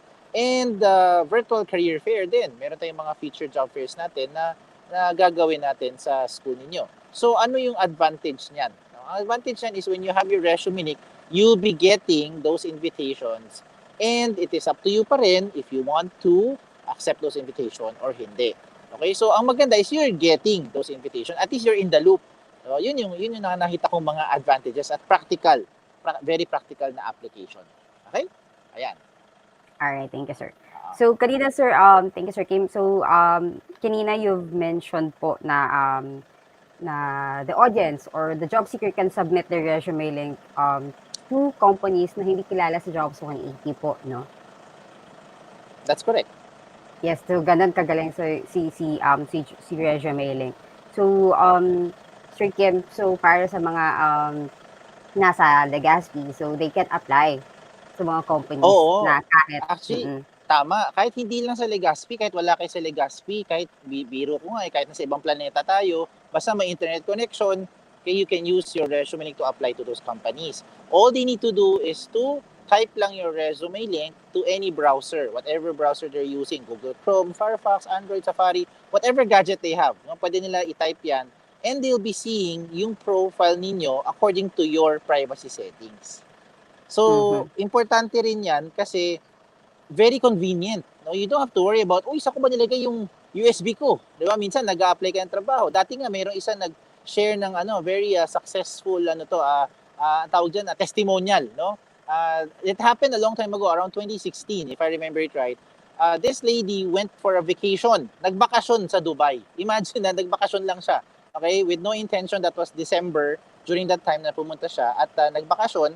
And she happens to be a student of HRM. So, nasa hospitality, no? Hotel Restaurant Management.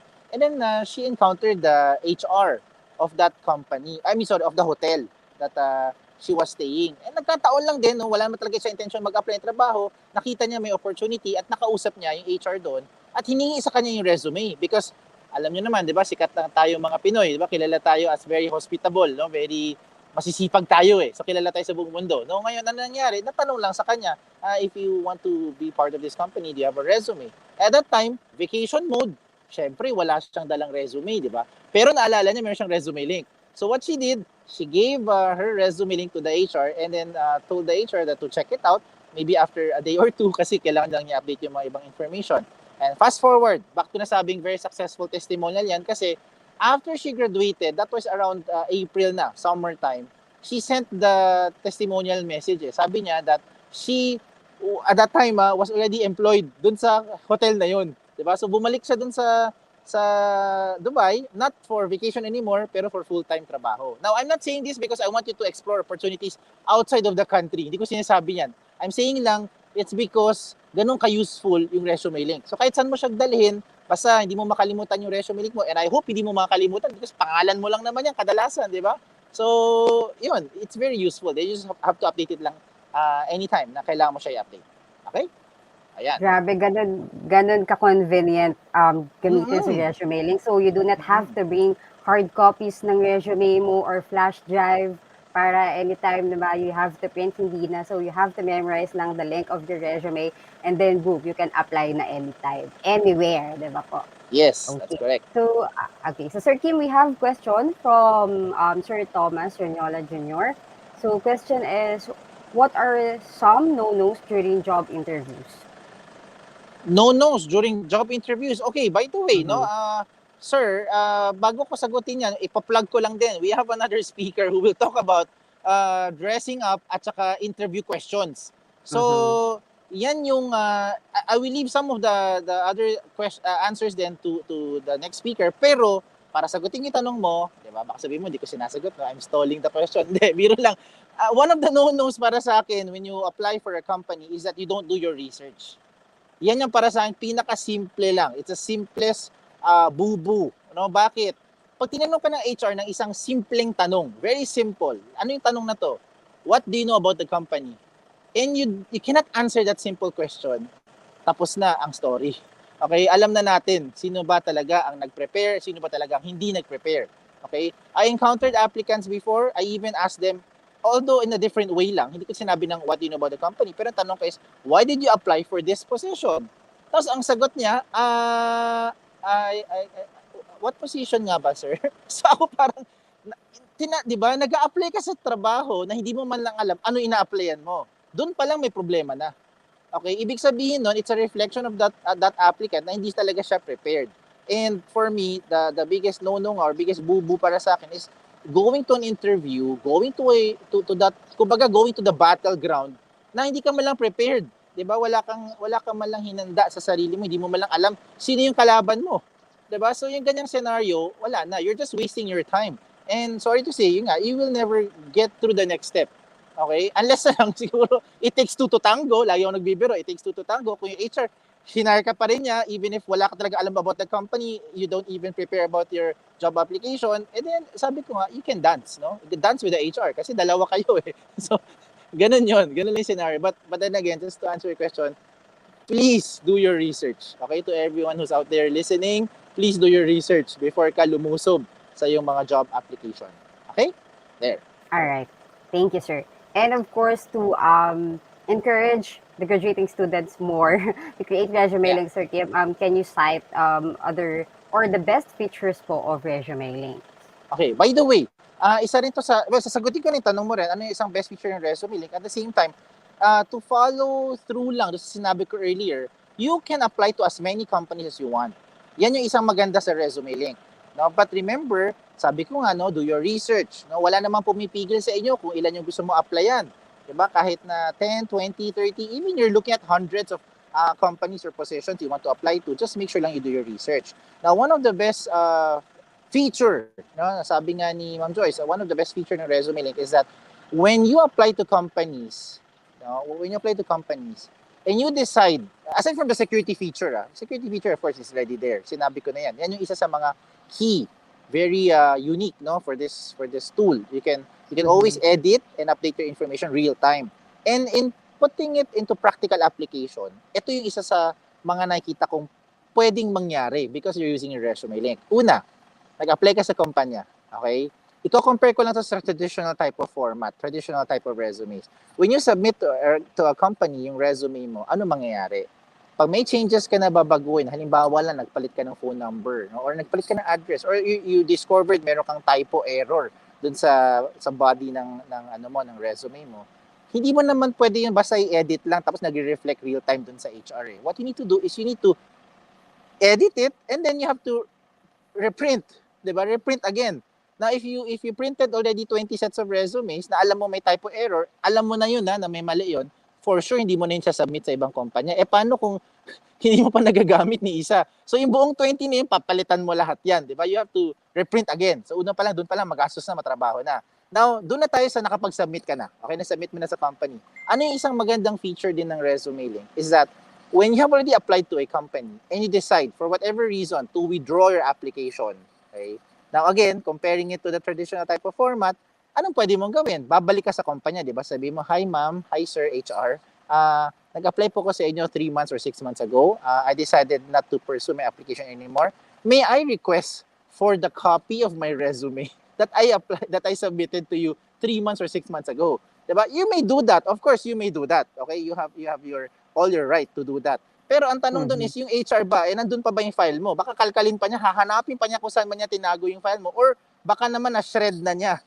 Na-shred na niya kasi hindi ka na pre-process. O, diba? So, yan yung maganda sa resume link. Now, when you apply to a company and decide, just for whatever reason lang, you decide to withdraw, okay, or retract yung application mo sa kumpanya, ang maganda is, log in ka lang sa dashboard mo, with one click of a button, you can withdraw your application and it will reflect na dun sa side ng HR that you as an applicant withdraw your application dun sa position na yun. Okay, so, yan yung maganda. Marami talagang mga features ito, no? So, I am encouraging you to create your resume link. If you think of other features pa later on that you think pwede natin maidagdag dito sa ating resume link, no? Basta umiikot lang siya within security and yung functionality, yung efficiency ng purpose ng resume link, then please, you can also send us those comments and suggestions. Okay, yan ang maganda sa company namin. We're an IT company, so we're open to a lot of ideas na pwede natin ma-evolve dito sa ating tool. Okay? There, may nakita ko parang may anime. Alright, Sorry, hindi yes. anime. Kim, Maliit thank lang you, kasi Sir itong Kim. phone ko, kaya nakita ko may picture dito lumalabas. I get the May question, sir.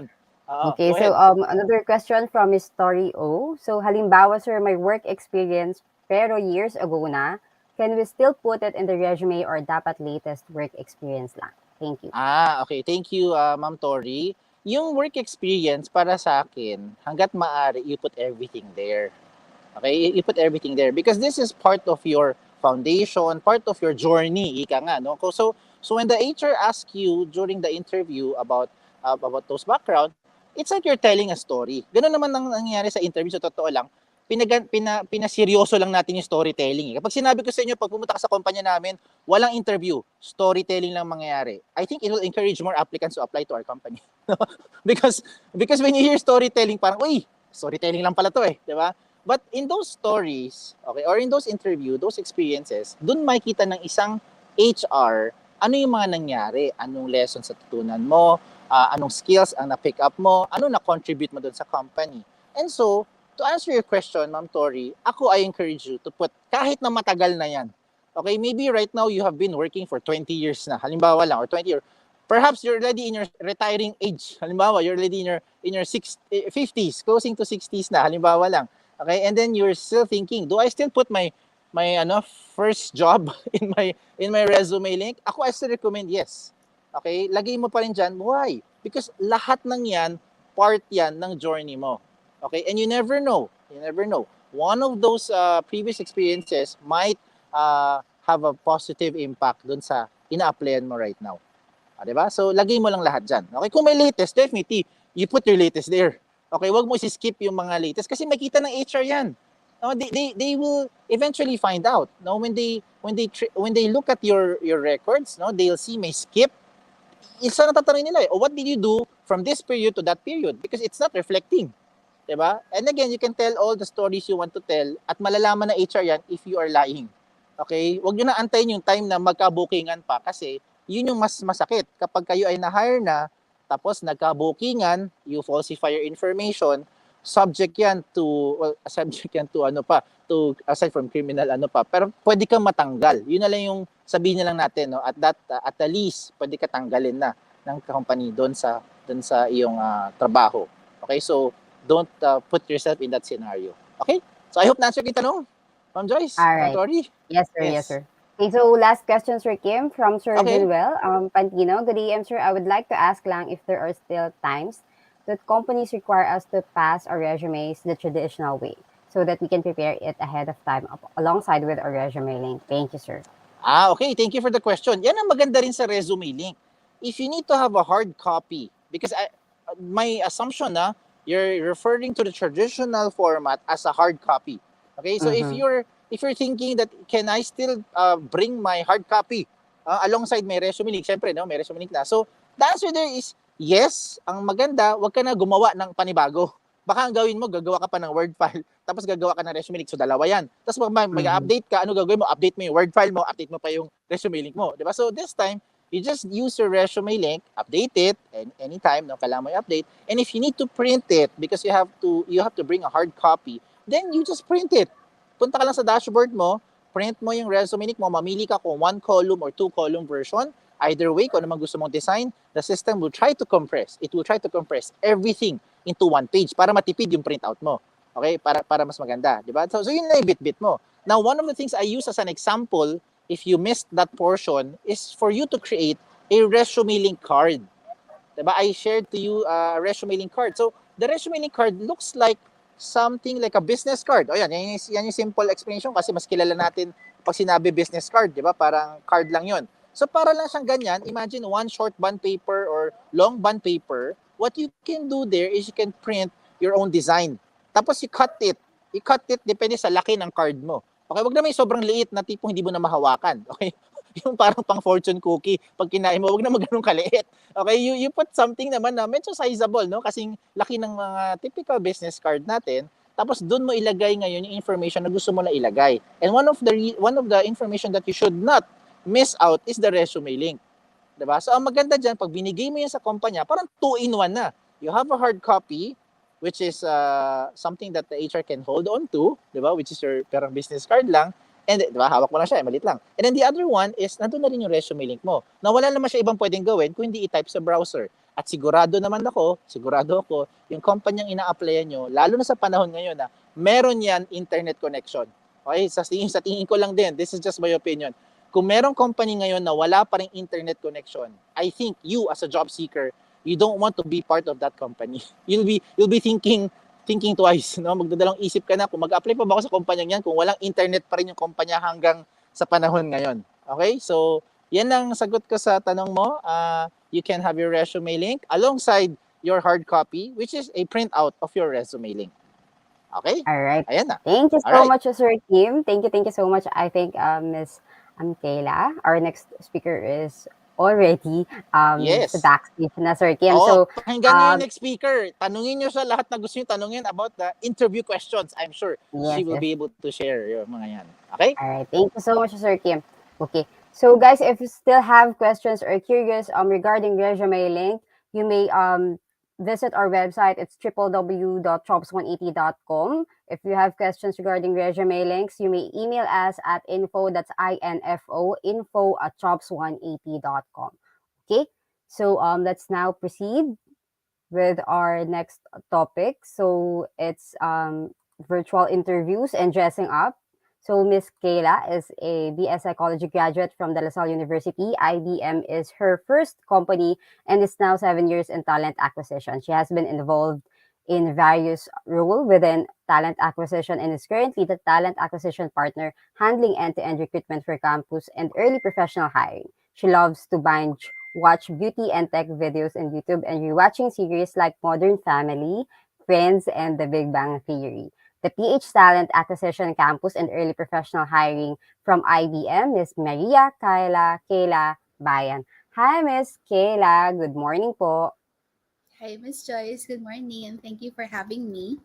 Yes, ma'am. Right. Ma'am, can we now test your session? Oh, it's up. Yep. Okay, ma'am. So, your screen is ready na po. So, I'll leave it po. I'll be back for the Q&A. Good luck, Miss Kayla. All right. Thanks, Miss Joyce. Happy Monday, everyone. So, again, my name is Kayla Bayan, and I am a talent acquisition partner from IBM handling campus and early professional hiring. So, before we start, allow me to discuss first on who IBM is. Okay. All right. Okay, so let's focus on the three main statements at the left. So first, we are a global technology and innovation company. So take note that we no longer make computers. Instead, we are one of the largest technology and consulting employer in the world. So second is we live at the intersection of business and technology. And today we are a cognitive solutions and cloud platform company transforming entire industries. So simply put, we offer business process solutions, technical and industry solutions, and innovative technology solutions to respond to the world's ever-evolving needs. And lastly, we have been providing business value for enterprise clients in the Philippines for more than 80 years now. So this 2020, we actually turned 85 to be exact. Okay, so at the right side, you'll see the 6 sites that we have in the Philippines. So we have One World Place in BGC. We have Eastwood City Cyber Park along the Beast, Quezon City. Then we have UP Ayala Techno Hub, also in Quezon City. We have Hanston Square in Ortigas. Then we have Naga in the Bicol region. And lastly, we have Cebu Business Park. Okay, so at the bottom of are our 3 legal entities here in the Philippines. So first, we have the IBM Philippines Incorporated, which is the leading supplier of information technology, hardware, software, and services in the country. Next is the IBM Solutions Delivery, which provides the IT expertise, delivering world-class technology services and business solutions. And lastly, we have the IBM Business Services, former provider of business transformation, outsourcing for HR, finance and accounting, and supply chain management services. Okay, so all right, before we get serious with the timely topic, allow me to pose this simple question. How do you feel about job interviews? So we asked our candidates these questions before, and some answered that they feel nervous, some are scared, and some are excited and nervous at the same time. So I'm sure you guys also feel the same about job interviews. So don't fret, as I'll be sharing some tips and tricks. Okay, so how do you sell yourself through interviews? So now, probably that's the questions on your mind. So, how do you think one could ace an interview? So, again, I'll be sharing you these some tips, some set of tips, and as we go along each of them, I like to share also my own experience or take on them, which I think landed to me in IBM 7 years back. Okay, so first is to getting ready or preparing for the interview. So this is all about making a great first impression. So first, of course, is to dress professionally. So in a virtual interview, you should dress the same as you would in a face-to-face interview. Doing so makes you appear professional and excited about the opportunity, but it will also make you feel more prepared and confident.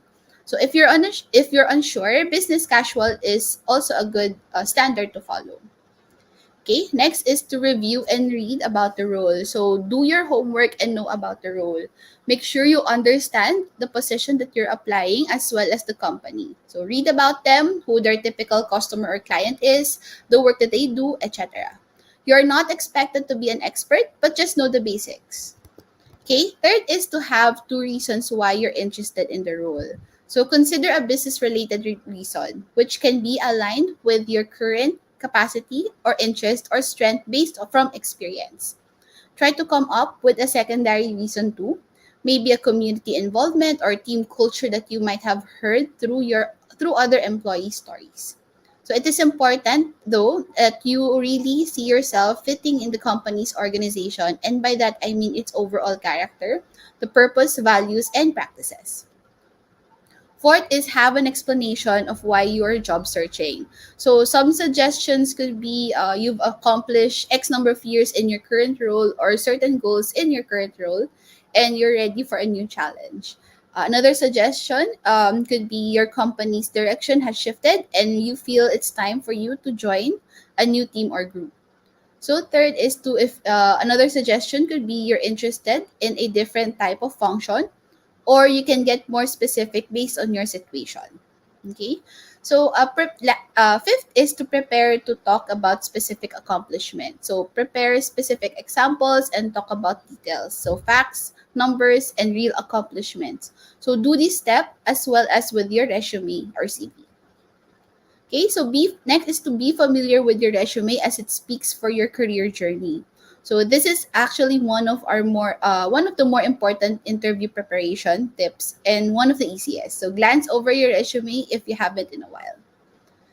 Seventh is to practice conveying your thoughts or behavioral questions via CAR technique. So CAR means context, action, and result. So nowadays, interviewer normally ask situational or behavioral questions. For them to be able to completely grasp your thoughts, it would be best to use a certain approach when responding to these questions via the CAR technique.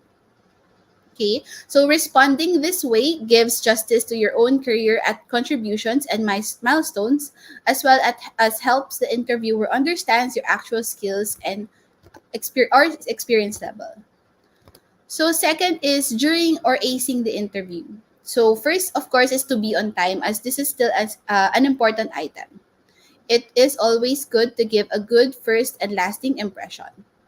So second is to prepare to describe your work history briefly. So just prepare a good brief narrative of your career. It has to be concise and spend most of your time on the recent portion of your career. So third is to stay calm and be yourself. So stay relaxed and just be you. We know interviews can be nerve-wracking, but if you think about it that much, it may affect the way that you express yourself and answer questions. So when asked, just to be honest and respond based on your experience. So if it's not something that you have had experience on, you can be honest and say what you'd share is your opinion on the matter.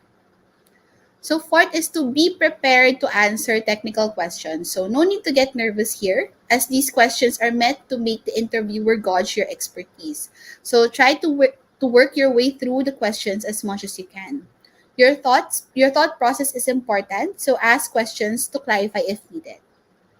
Okay, so fifth is to be concise. You use clear language and consistent. So don't use vague languages and avoid their questions. Okay, so lastly is after the interview or leaving a good impression.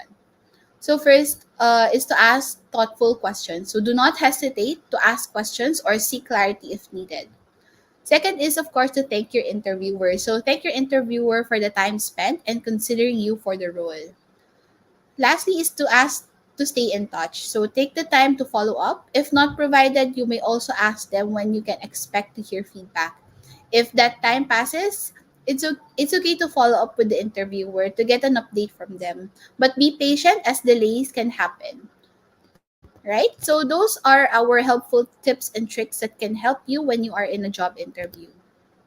Okay, so as we close out on today's presentation, here are a few ways to stay in touch with IBM and stay updated on news and job opportunities. So please make sure that you follow us on social media and join our talent network. If you're also interested in growing your skills, we actually have free badges that you can learn, including design thinking, agile, blockchain, etc. Okay, so you can also visit our IBM page in Jobs 180 if you want to know our open opportunities. Right? So thanks again, everyone, and hope you enjoy the rest of your week. Thank you.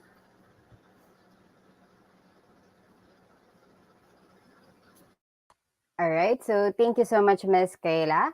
Okay, guys. So the floor again is now open for questions. So if you have questions regarding the topic, so you may now post your questions sa comment section.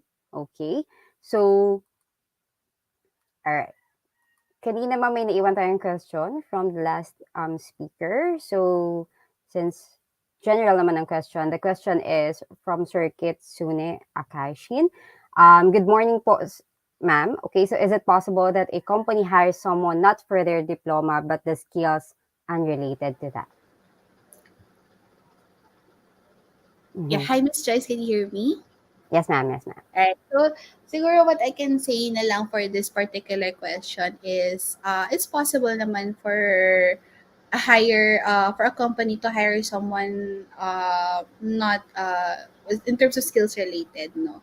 I guess it's how you deliver yourself. Again, how you sell yourself during the interview. So if it's not something, if the question is not something that you have had or had experience on, you can just be honest na lang, and as mentioned earlier, what you answered, it's more was more on based on your opinion.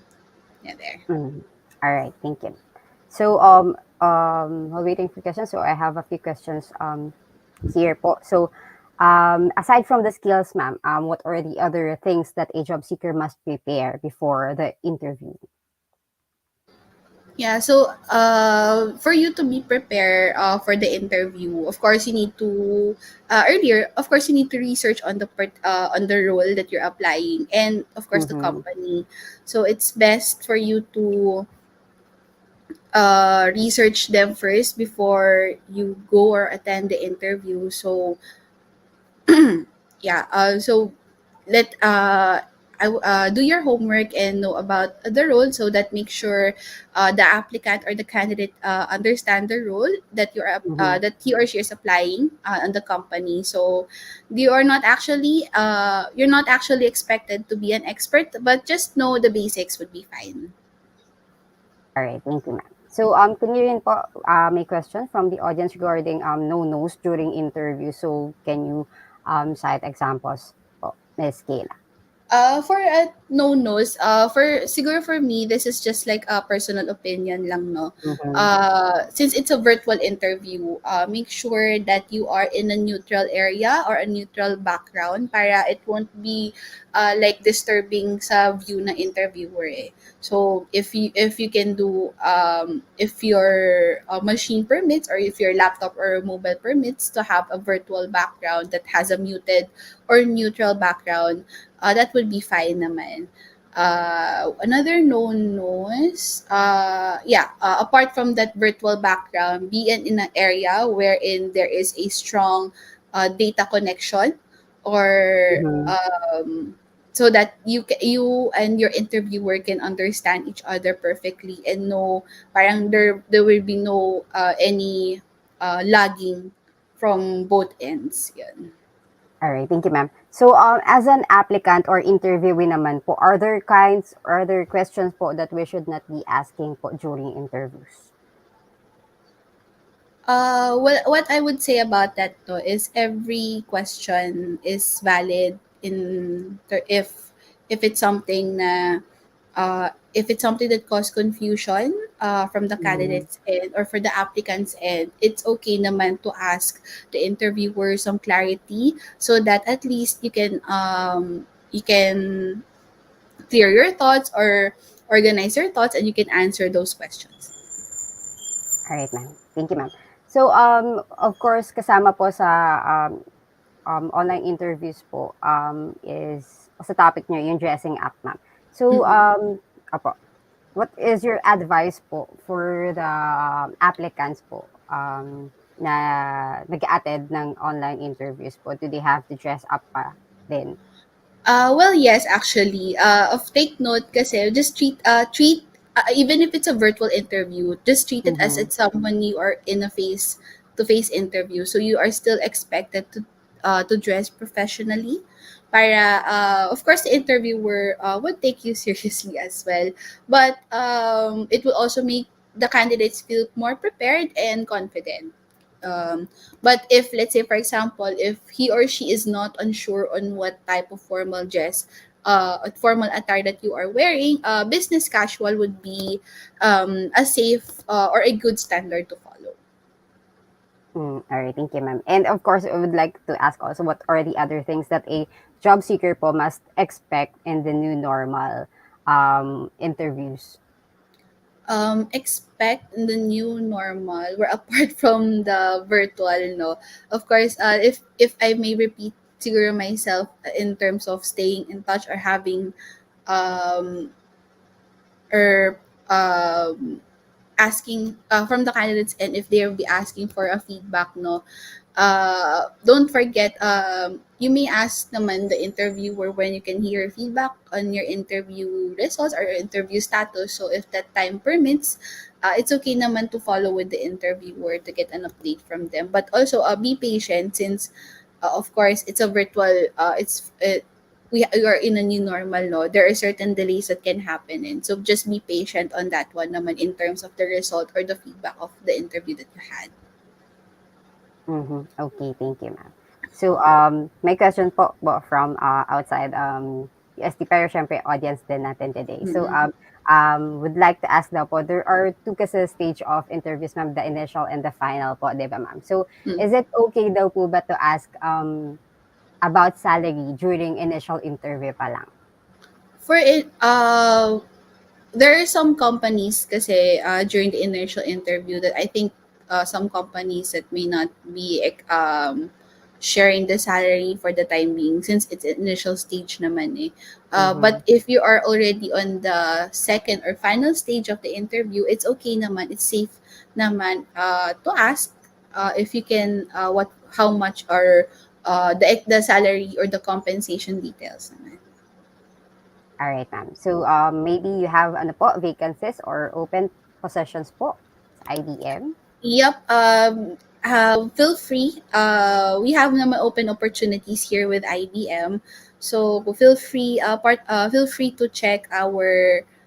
Feel free to check our social media sites, our career portal, and of course our Jobs 180 page if you want to know more of our opportunities with IBM.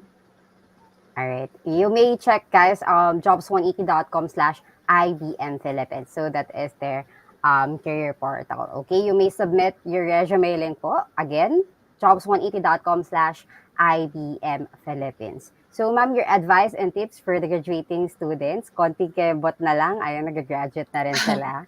Ayan, siguro I'll base na lang, my advice would be siguro based from my experience, no, since as a fresh graduate, siguro it's best for you to like prepare like a script, quote unquote script, para at least you can be prepared in how to answer those questions. Siguro also if you guys want naman, you can research more on what typical interview questions our interviewers are asking, then you can try answering those questions written para at least if you are already on the real deal already, if you are already on that job interview, you are already prepared on what type of questions or what type of answers that you can share to that interviewer.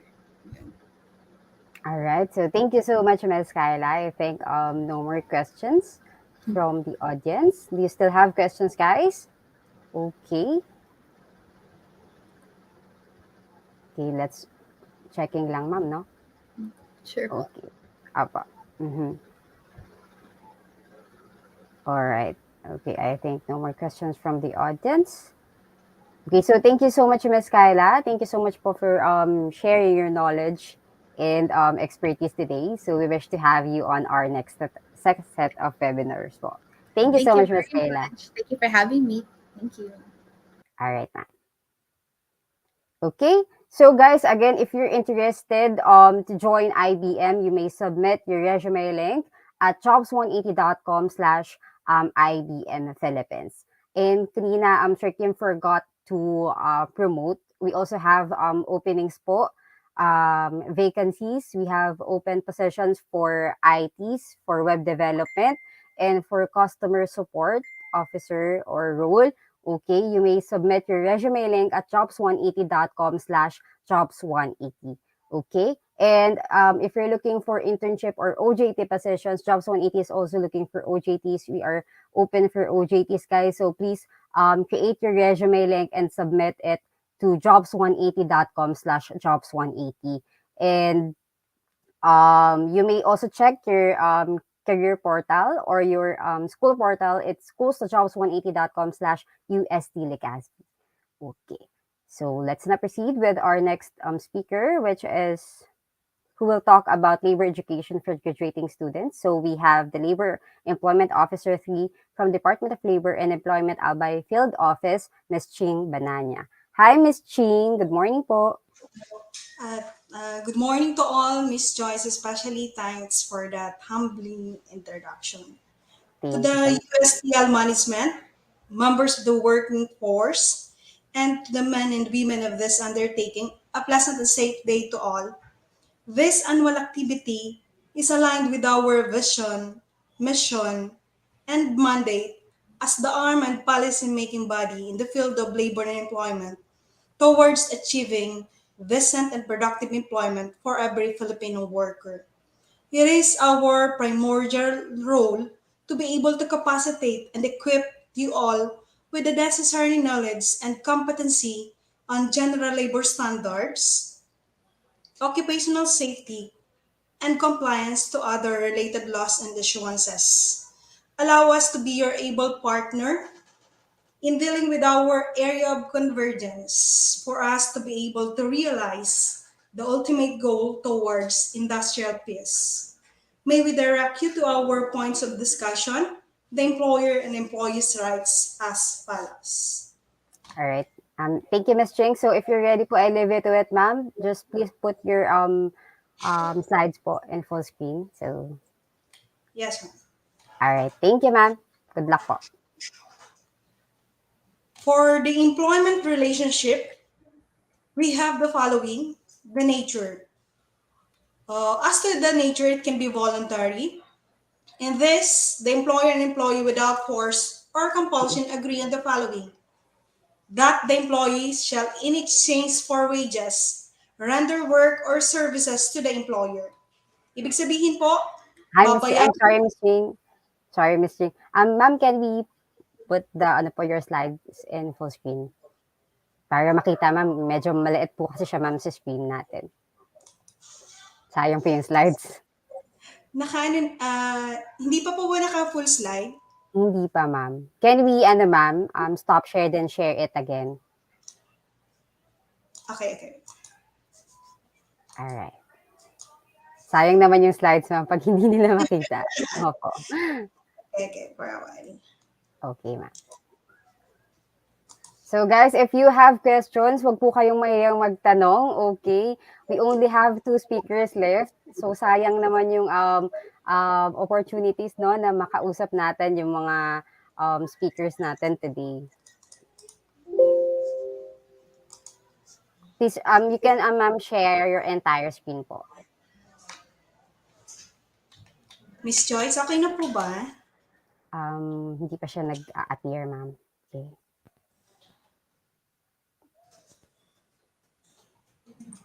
Wala pa, ma'am.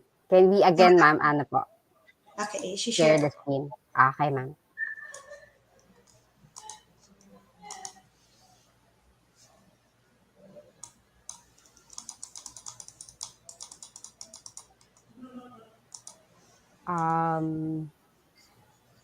Hindi pa siya naka full screen, ma'am. For a while. Bakit kaya? Ano nangyayari?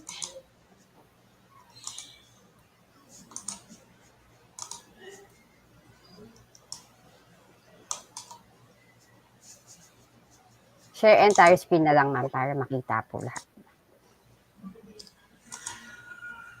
Share. Yes, ma'am. Entire screen po.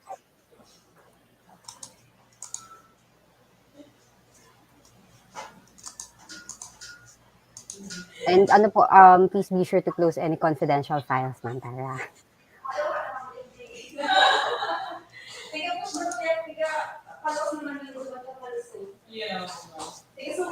Mm-hmm. Okay na po ba, ma'am? Not sure, ma'am, kung sa akin... Ay, yun ba rin, ma'am? Hindi pa rin siya naka-full screen. Bakit kaya hindi siya? Are you sharing po, the entire screen, ma'am? Opo, na siya, naka-entire screen na po. For a while, ha? Sorry. Apology for this. No problem po. It happens po pag live talaga. For a while. Alright, ma'am. So again, guys, if you have questions po, huwag kayong mahiyang magtanong. This is your chance to ask. Okay? Meron na lang tayong 2 speakers. So sayang naman, guys. So kung may questions pa kayo then regarding kanina sa mga nauna nating topics, don't worry. Nandyan naka-standby pa yung mga speakers natin. We'll try to ask them yung questions para makahingi tayong answers sa mga questions nyo na yan. Okay? So again, please create your resume link. You may create your resume link at www.jobs180.com and please select the job seeker tab. Okay? And I'm sorry, you may visit also your school portal. It's jobs180.com/UST Legazpi. Okay. So, Ms. Ching, Miss Joyce, okay na po ba? Not yet in full screen, ma'am. Ay, for a while. Ano pa yung... Sorry. Apology. Anong nangyari dito? Hindi ka makashare. Opo.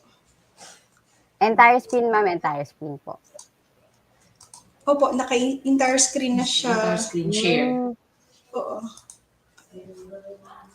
Hindi siya hindi kasi nagtitikmam dito sa ko, sa PC for a while. Okay, for Okay. Okay, ma'am. Okay na po ba?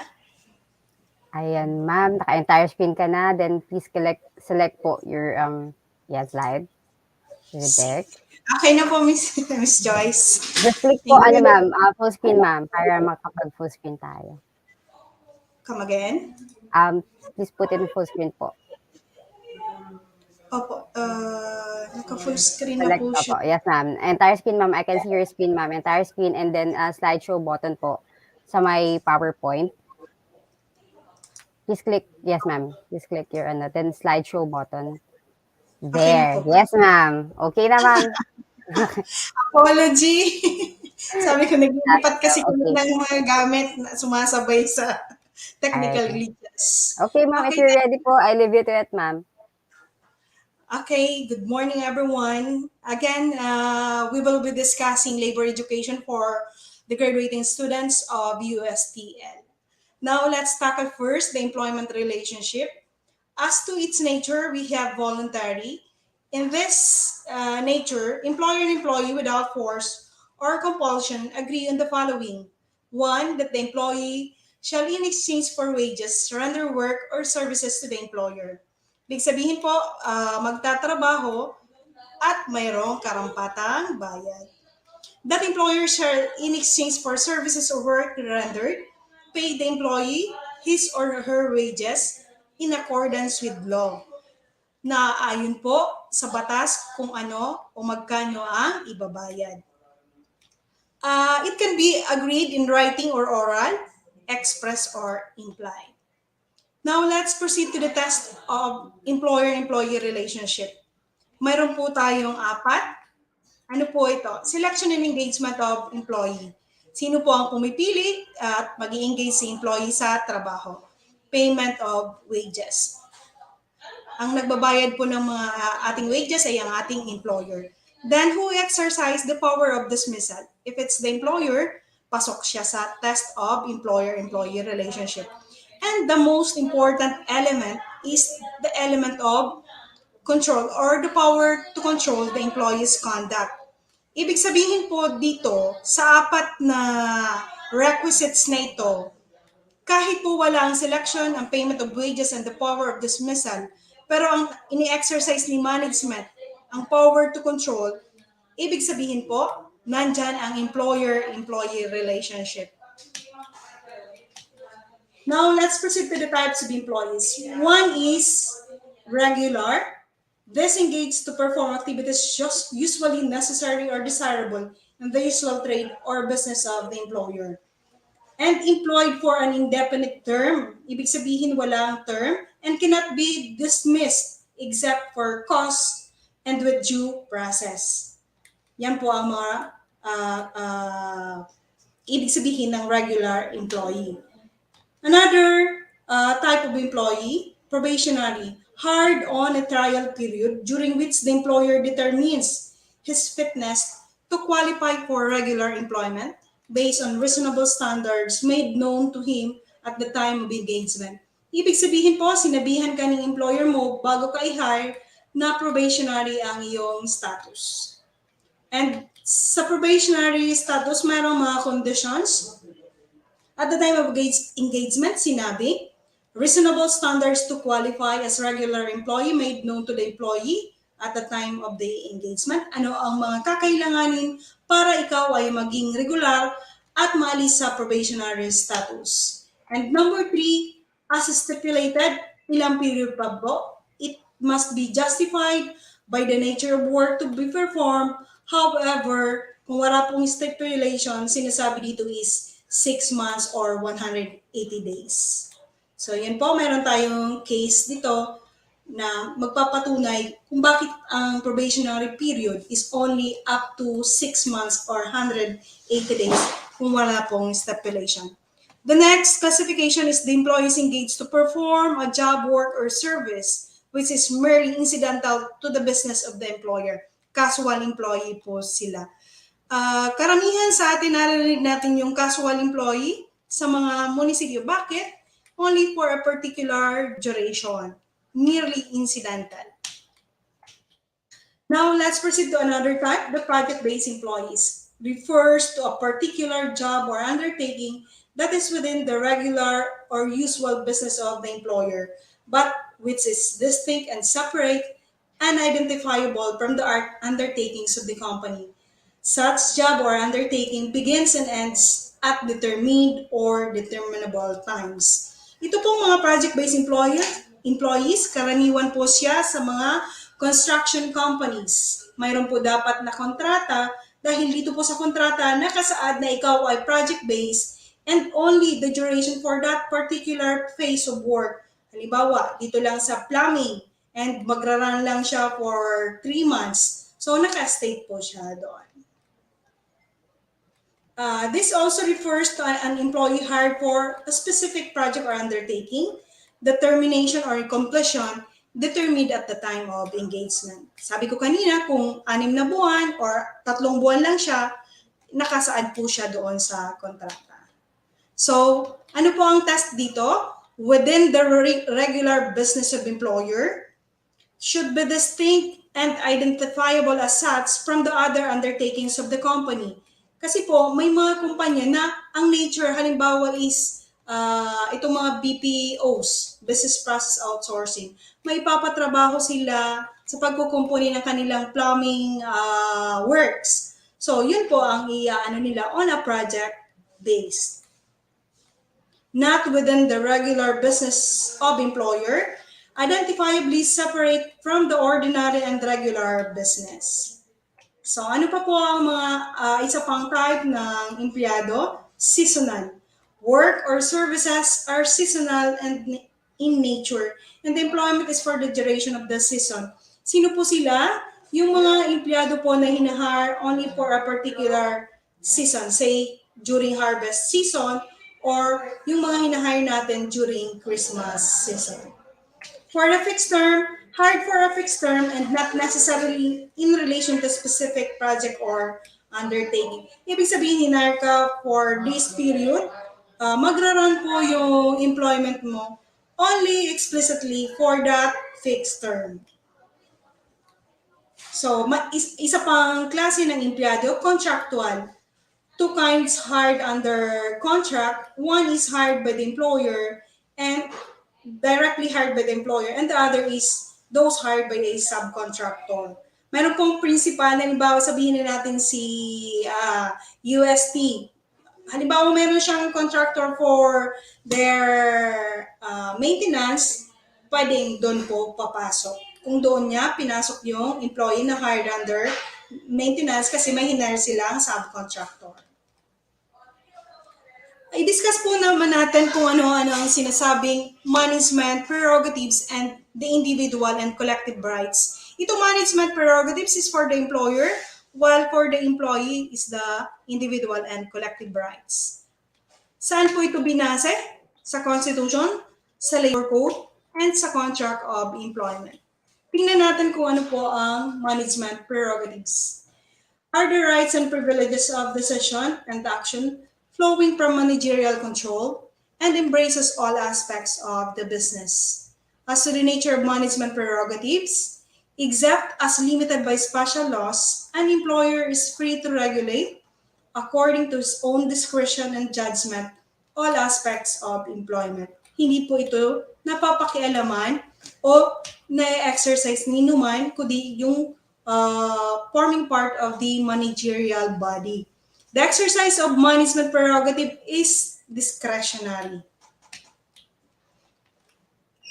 The exercise of management prerogatives must be without abuse of discretion. Dahil discretionary siya, wag naman pong iaabuso. Tempered with compassion and understanding. Ibig sabihin, ang pag-impose po must be kind and humane. Yan po. Number 3, exercise humanely. And number 4, if a penalty, it must be just and commensurate with the offense committed by the employee. Hindi po ibig sabihin na na-late outright dismissal ang ating imposition of penalty. Kasi hindi commensurate yung pagka-late sa outright dismissal. We have the several management obligations and responsibilities. 1, the policies should not be contrary to law, public order, and public policies, and are not enforced with grave abuse of discretion. This is a constitutional mandate. Number 2, pay workers according to the minimum wage law or contract. Hindi po namin mababalitaan na yung mga pagtatrabahuan nyo o yung mga kumpanya kung saan mismo kayo nagtatrabaho ay nagbabayad below the minimum wage. Kasi po pag pina-inspect, naging subject by inspection ng company na yan, ay magkakaroon po tayo ng findings na underpayment of the minimum wage. Pag hindi po na-compliant, kung hindi po na-compliant ni employer, idadakit as case and papasok po siya doon sa double indemnity clause kung saan yung liability ni company, halimbawa 100 pesos lang ang kulang dahil hindi mo siya na-comply within the prescribed period, yung double indemnity po, magiging 200 pesos na siya, pertaining only to the minimum wage. Number 3 is to observe labor standard laws and social legislation. Kaya po kami nandito to guide the employers and the employees on this related laws and issuances on labor standard laws and social legislation. Provide workers with just and humane, safe and healthful conditions of work. Mayroon pa tayong Oslo kung saan dito natin binabase kung ano nga ba yung just and humane and the safe and healthful conditions of work. Inform workers of the company personal policies and disciplinary measures then enforce in case of violation provided due process is accorded. So bago po pumasok Mayroon pong company rules and regulation, company policies na dapat ipasunod, and idinidiscuss po siya prior to engagement to work or on day 1 during the orientation. Reassignment or transfer should not result in diminution of benefits, loss of seniority rights, or unfair labor practice, or should not constitute union busting. So, management prerogative po ang reassignment or transfer. And hindi dapat mabawasan yung mga benepisyo ng employees and mawala yung seniority rights. Kung lumipat ka po nasa supervisory positions, hindi dapat din po na supervisory position yung lilipatan mo. Termination unauthorized or just causes only after complying with notice or procedural due process. Mamaya didiscuss natin yung notice or procedural due process. Establish a productivity incentive program. Kung nag-i-excel, may exemplary performance, dapat may productivity incentive program para naman mas lalo pang gaganan yung ating mga would-be workers or already workers sa kanilang pagtatrabaho. Under the labor standards, the following are the management's obligations or responsibilities. One is the minimum wage. Ang minimum wage natin sa ngayon is still 310 pa rin, based on wage order number 19 last September 2018. The payment also of the overtime pay. Yung overtime pay po, pag sumobra sa 8 oras na pagtatrabaho, entitled po yung mga workers ng plus 25% of their hourly rate on ordinary days. Pero pag special day siya, plus 30% of the hourly rate on special days. Night shift differential pay, pag nagtrabaho kayo from 10 p.m. to 6 a.m., entitled pa ng additional 10% yung inyong sahod. Holiday pay, may dalawa tayong holiday. Special holiday pay, nagpapalabas naman po kami kung ano ang mga at ilan ng ating special holiday para ma-entitle po kayo ng special holiday pay. Entitled lamang po kayo ng special holiday pay kung kayo ay pumasok sa trabaho on that special holiday. Again, the prevailing rule is no work, no pay on special holiday. Isa pa pong classification ng holiday is regular holiday. Pag pumasok po kayo niyan ng regular holiday, entitled po kayo sa 200%. Pero pag hindi po kayo pumasok on that particular day na regular holiday, entitled kayo sa 100% pay, provided a day prior to that holiday ay pumasok po kayo. Pero kung absent po kayo, hindi po tayo entitled for the 100% holiday pay on that regular holiday. I hope clear po siya. For the service incentive leave, yung mga empleyado po na nagtrabaho na sa loob ng 1 taon, employing more than 10, entitled po siya sa service incentive leave pay na 5 days service incentive leave convertible to cash. Kung ito po ay ina-accrue o tinitipon prior, kung masaseparate po kayo, entitled po kayo na kunin ito convertible to cash. Other company practice, every December, binabayaran nila para hindi mabuo yung 5-day service incentive leave. 13th month pay. For the 13th month pay, lahat po ng rank and file employees ay entitled sa 13th month pay. Paano po? Pag nagtrabaho ka na ng at least a month of service, prorated na po yung 13th month pay natin. Ibig sabihin, kung in a year time, 3 buwan ka lang or 6 na buwan ka lang, i-add up lang po yung sinahod mo for that 3 months or for the 6 months, kung alin na applicable sa iyo, i-divide sa 12, yan po ang may makukuha ka na proportionate 13th month pay. For the weekly rest periods, after a 6-day work in a week, entitled po yung mga empleyado ng 1 araw na rest period. So, not necessarily po na linggo siya, sabado siya, management discretion or agreement of both the employer and the employee, kung anong araw po ang inyong rest period. For the meal breaks and the rest periods, entitled po ng 5 to 20 minutes na coffee breaks. And yung 8-hour work po natin is exclusive of 1-hour lunch break with pay. Retirement pay, yung mga companies po employing more than 10 and yung empleyado po na nakarating na ng 60-year-old, entitled po siya sa retirement pay. Paano po kinocompute? 22.5 days times your daily rate at the time of retirement times the number of years in service. Siya po ang computation ng retirement pay. Paternity leave, yung mga legitimately married male employees are entitled to 7 days paternity leave.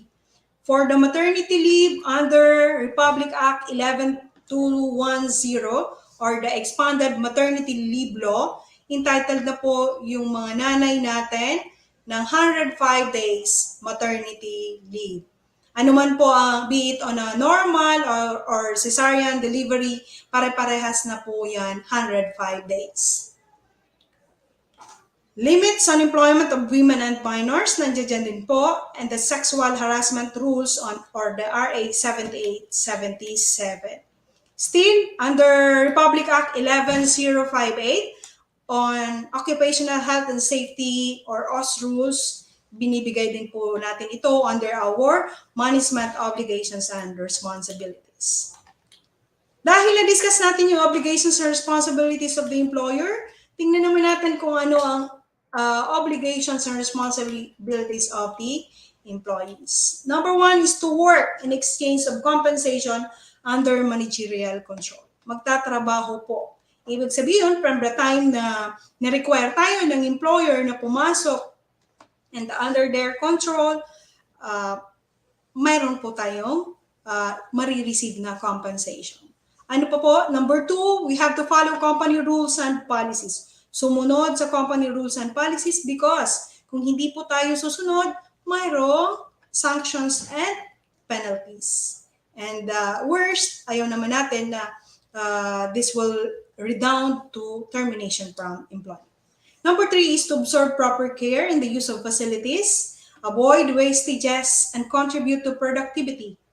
Ano po mga wastages? Waste of time, ideas, materials, and supplies, machinery and equipment, manpower, waste due to accidents, waste due to non-cooperation and defective workmanship, causing breakage or spillage. So ito po ang mga obligasyon ni employee.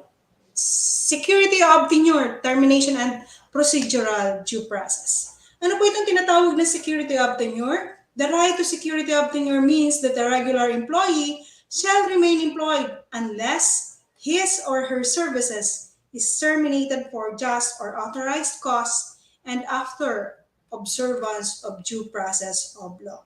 Naka-underline po, just or authorized cause and observance of due process of law.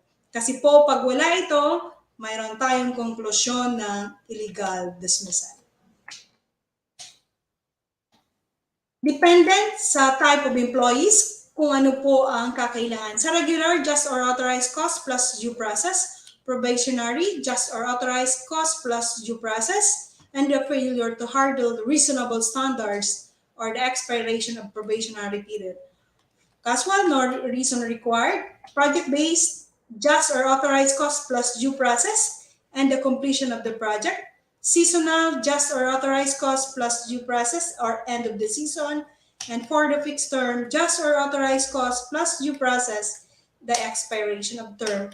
For the contractual, just or authorized cost plus due process, expiration of the contract, or phase thereof. Paano naman po tini-terminate yung employment by the employee? Resignation. Kusa kang nag-resign or abandonment. Sa resignation po, pag voluntary resign ka, we do not expect payment of separation pay. Ano lang po ang makukuha mo? Pag voluntary resign ka, yung proportionate accrued 13th month pay, unpaid salary, or financial assistance kung gusto pong magbigay ni employer. Pero po, pag ayaw niya magbigay, wala po tayong makukuha on matters relating to voluntary resignations. In the same manner, abandonment, hindi ka na pumasok, hindi po ito magandang record on the part of the employee. You have to inform your employer kung hindi na po kayo papasok para alam din nila and makahanap sila ng inyong kapalit. Kasi maayos kang pumasok, maayos din po sana lalabas. Paano naman po yung termination of employment by the employer? Actual. Sinulatan ka na terminated ka na. Constructive. Ano po itong tinatawag na constructive? Halimbawa, by virtue or by preventive suspension, na-suspend ka ng 1 month because yun naman talaga hindi dapat exceeding 30 days yung suspension mo. After the 30 days, hindi ka pa rin pinapasok. You are deemed constructively dismissed without any info of return to work order.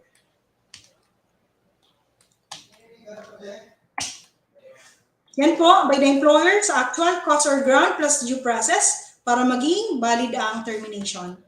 Due process in the context of termination of employment means the right of an employee to be notified of the reason for his or her dismissal, and in case of just causes, to be provided also with the opportunity to defend himself or herself. Ino-notify ka. So, magsusulat po, first notice, explain.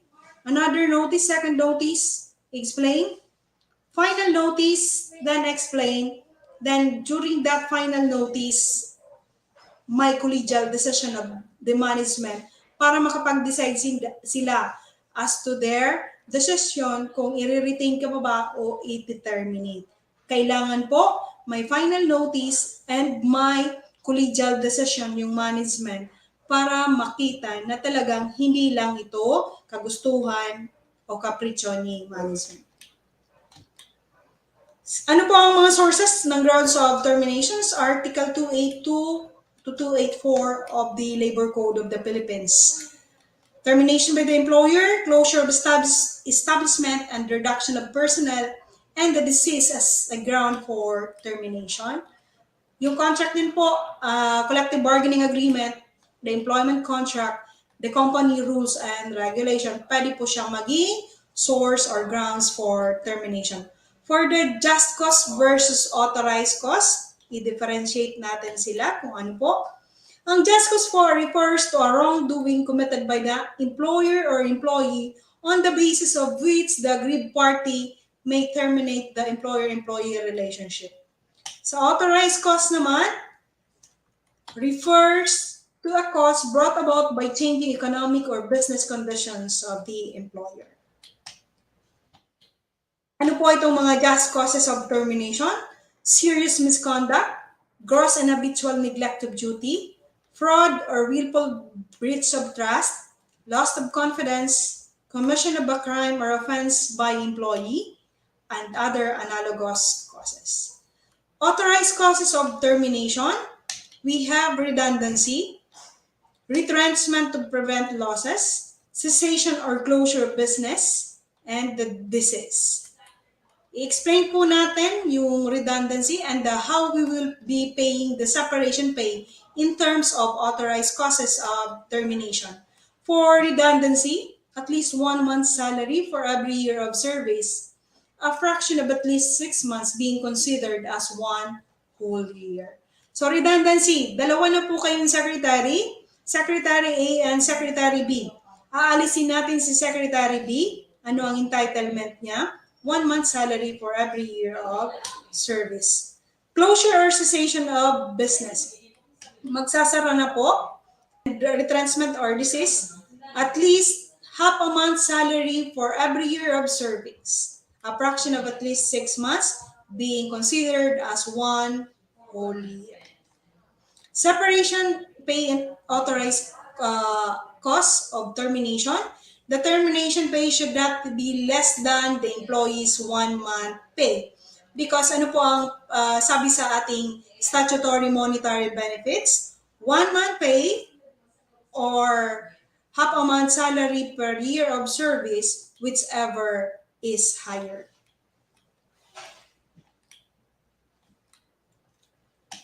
Let's proceed with the investigation process. Knowledge of the cause for 30 days. Show cause memo attach its statements or other evidence. Employees reply, attach statements or other evidence if requested. Then formal investigation down to the decision. Dito sa tinatawag nating preventive suspension, ano po ito? Is imposed on employee pending formal investigation of a reported violations. Ano po ang mga considerations? Have you conducted an initial fact-finding that can be the basis for determining the need for preventive suspension? Does the continued presence of the employee being investigated cause a threat to the life or property of the employer or to the life or property of a co-employee? Remember that preventive suspension cannot exceed 30 days and must be accompanied by written notice. Yun lamang po on matters relating to our labor education for graduating students. We're now opening for your questions. Thank you. All right, so thank you so much, Ms. Ching. Okay, ma'am, can you open your camera po so the audience can see you? Thank you, ma'am. All right. Okay, so guys, the floor is now open for questions. So if you have questions regarding labor laws, okay, you may now ask Ms. Ching. So this is the right time to ask. Baka mamaya after ng application ninyo may mga nagsusumbong sa DOLE. Ma'am, kasi hindi namin alam yung ganito. Ano po ba yung rights namin as employees? Di ba, ma'am? So, this is the right time po to ask. Mga concerns na yan. So, while waiting for questions, Ms. Ching, may mga ready po akong questions.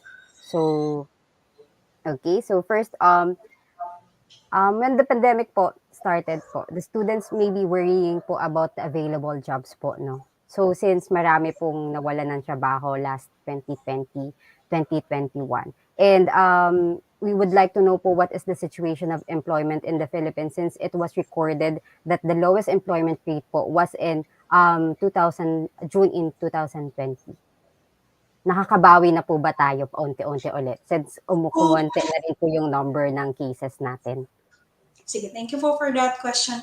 Kung makikita po natin ngayon sa recent development, one is we are equipped already with our digital transformation and thus a number of work being offered by this digitally equipped companies is continuously rising.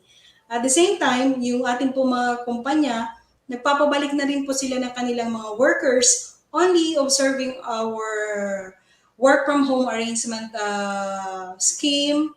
Other than that, yung mga reduced work days, mayroon silang mga specific policies or ino-observe na type ng reporting to work para kahit inclined pa rin sila in view of the pandemic sa kanilang dating trabaho. So, unti-unti na po na bumabalik yung ating mga trabaho doon sa mga nawalan ng trabaho during pandemic. And right now, alam naman natin na yung ating mga government companies ay may mga intervention doon sa mga nawalan ng trabaho. Kahit konti lang po, at least we are sharing and doing our part para makapagbigay doon sa mga nawalan ng trabaho. And follow-up question, Ms. Ching. May we know po which industries po yung pinaka-apektuhan po nung pandemic? Kung sa aming pong obserbasyon, during the pandemic is nung magsara yung mga malls,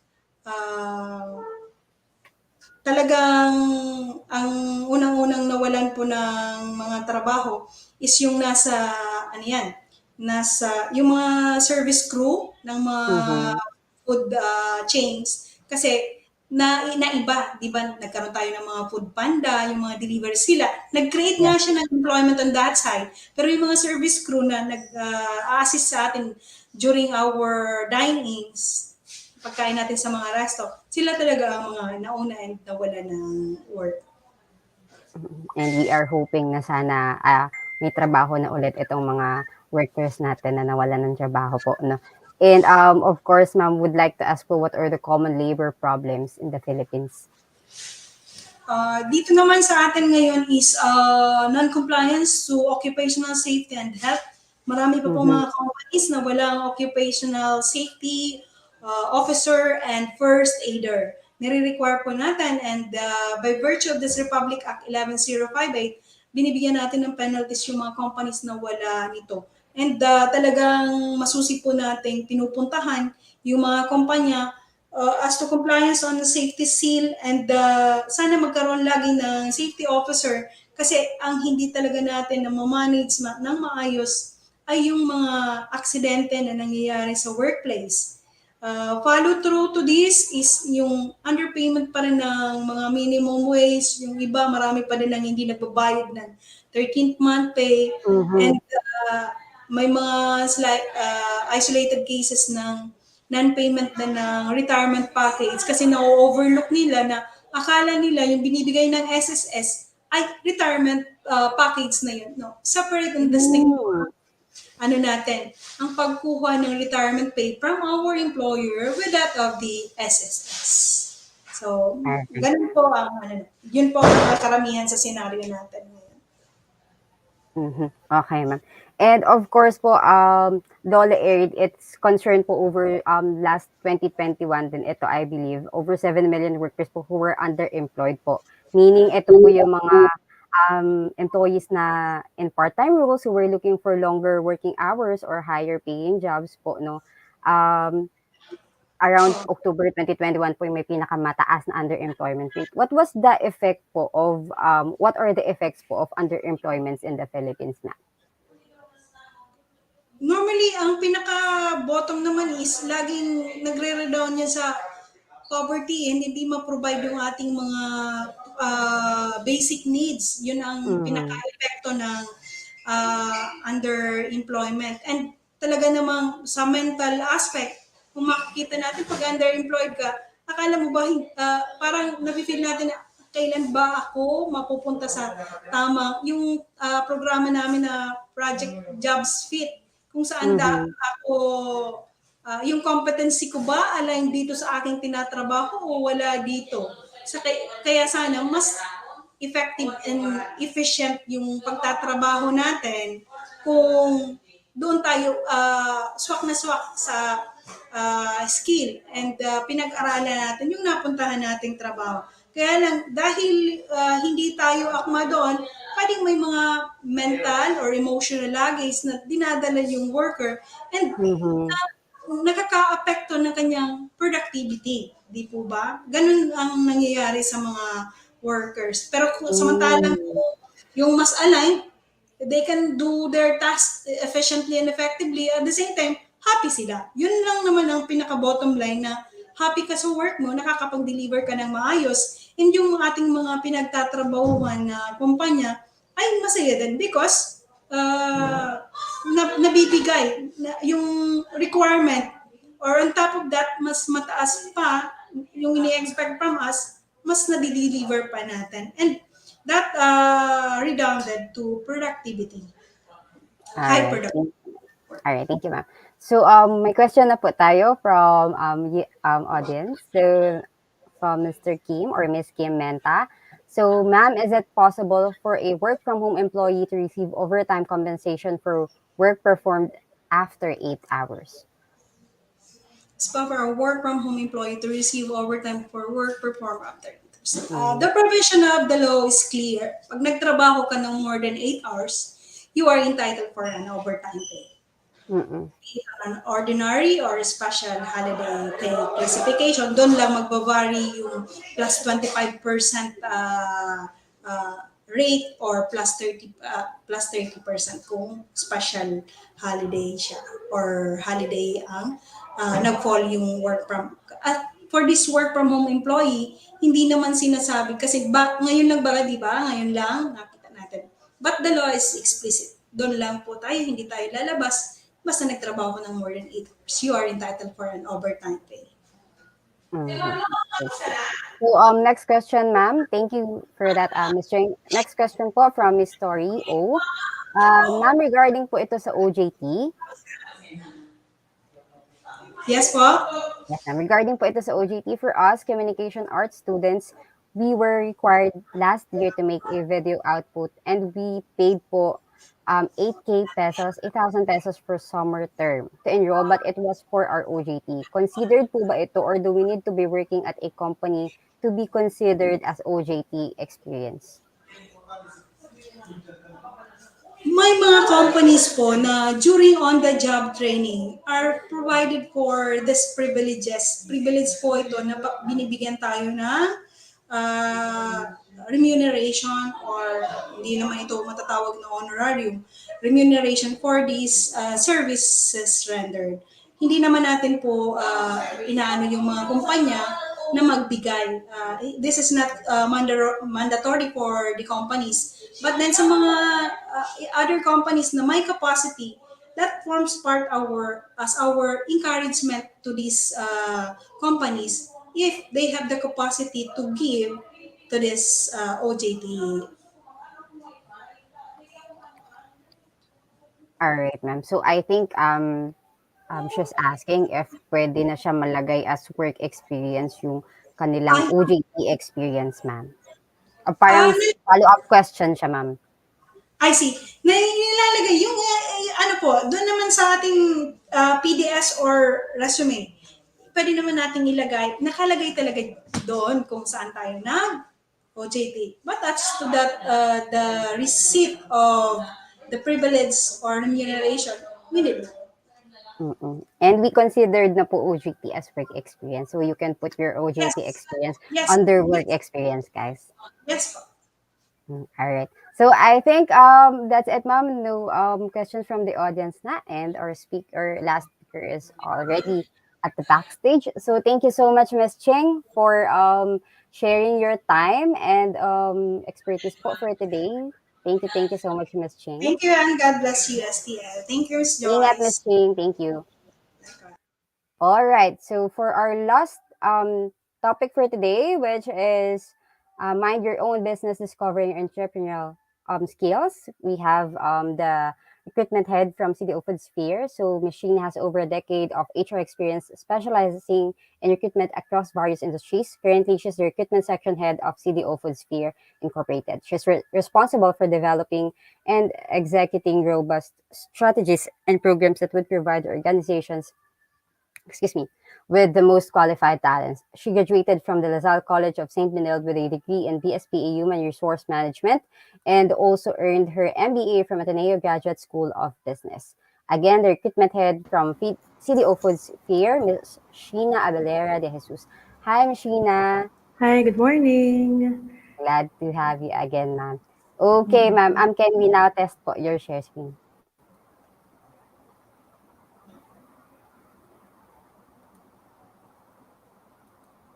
Okay.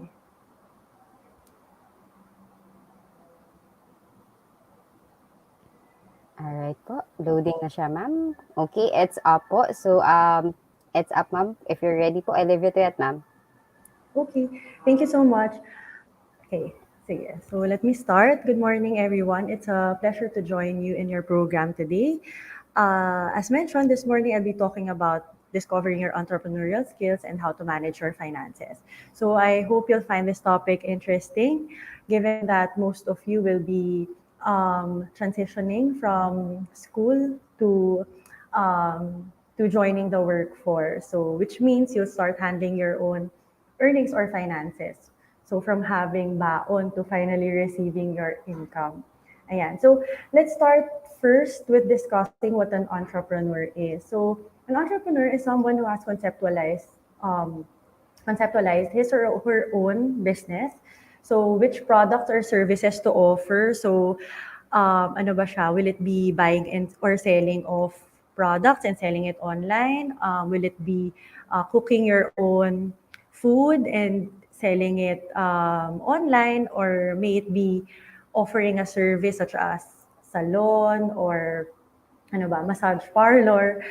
Yun. So an entrepreneur also is someone who analyzes and forecasts profitability. So if you will be pricing the certain product at this amount, magkano ba yung kikitain mo.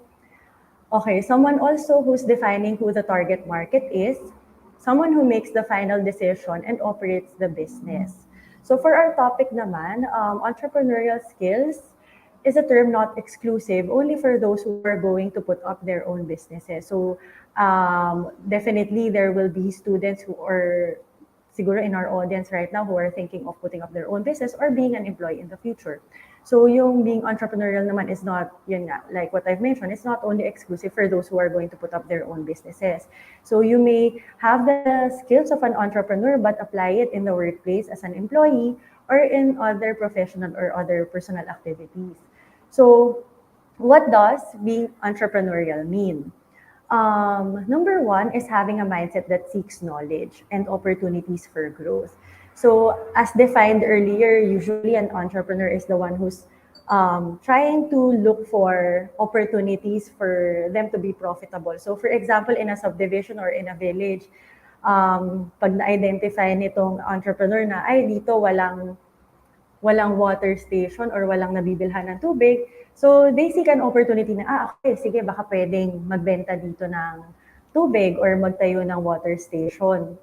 On the other hand naman, if you're an employee and you have a mindset that seeks knowledge and opportunities for growth, you can try to think of ways on how you can improve how you do things at work. So for example, okay, baka kailangan kong aralin yung ganitong skills or kailangan kong mag-aral in this particular aspect so that it can help me be a more productive employee. Number two, thinking outside of the box. So while we should follow protocols and processes, it's also good to assess and challenge the status quo to know if there's a better way to do things.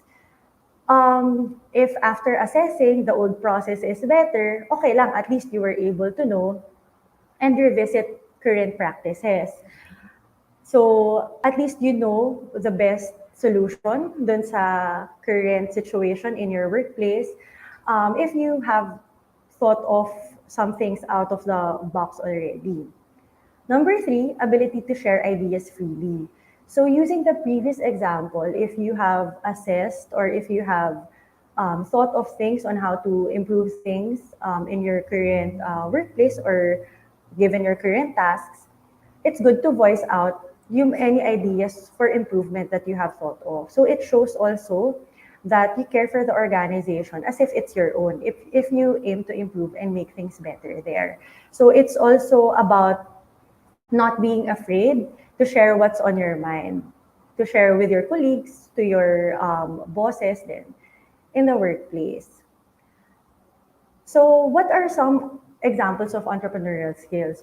So if you try to Google it online, if you try to look for some list of skills, may makikita kayo like 7 entrepreneurial skills, 9 entrepreneurial skills, or even 3 entrepreneurial skills. But for today, I would like to focus on 5. So number 1, communication. So this is the ability to convey your message to your audience. So it's important to be clear when you're relaying a message to your staff, to your colleagues, to your bosses. So you can identify how to pursue your goals. Part also of communication would be yung having confidence and ability to persuade, like what I've mentioned in my earlier definition. Kasi if you have an idea and you are really confident about your idea or about your solution to a certain situation or problem, being able to communicate it to your stakeholders will allow them to get their buy-in dun sa idea that you are introducing. So part also of communication would be your ability to listen. Syempre, hindi lang in communication, it's always a two-way process. So there's a time wherein you will be sharing your ideas, but there will be also, you should also allot some time to listen to your colleagues, to the people around you. Okay. Number 2 is basic finance skills. So in pursuing your own business or at work, the goal is is to understand how you can contribute to adding revenue or being able to contribute to the company's savings as if it's your own bank account to keep healthy. So, for example, identifying ways on, um, sorry, for example, identifying ways on how to save on cost in your team or department. So, for example, in our workplace, given that, for example, as an HR practitioner, we are not the money generating department in the organization. So, we look for ways on how to save on cost. So, for example, we try to turn off the lights when it's lunch break, or siguraduhin namin patay yung ilaw sa comfort room where when no one is using it, or ensuring that yung faucet is completely turned off. Yung mga ganong bagay. Number 3, strategic. So it's about having a vision or doing and thinking beyond the usual day-to-day tasks to be able to contribute to the overall growth and improvement of the team and the department. So just like the example earlier in thinking outside of the box, kasi when you start working, you'll be immersed already, or you'll be bombarded with your day-to-day activities and tasks. But it's always good to set aside some time to take a step back and see where you can contribute in improving your systems, or for example, when in our role as recruiters, what we do is that we interview people, we do paper screening, but it's good to take a step back also on asking ourselves on how can we do things more efficiently. Para aside from doing this, we can maximize our time and efforts also in making our own in improving our own processes and set of tasks to perform. Number 4, analytical skills. So this consists of getting feedback, maintaining a scoreboard of your performance, and looking for ways to improve personally or on a personal level. So in analytical skills, it's good to get feedback also on how you do things, on how you perform.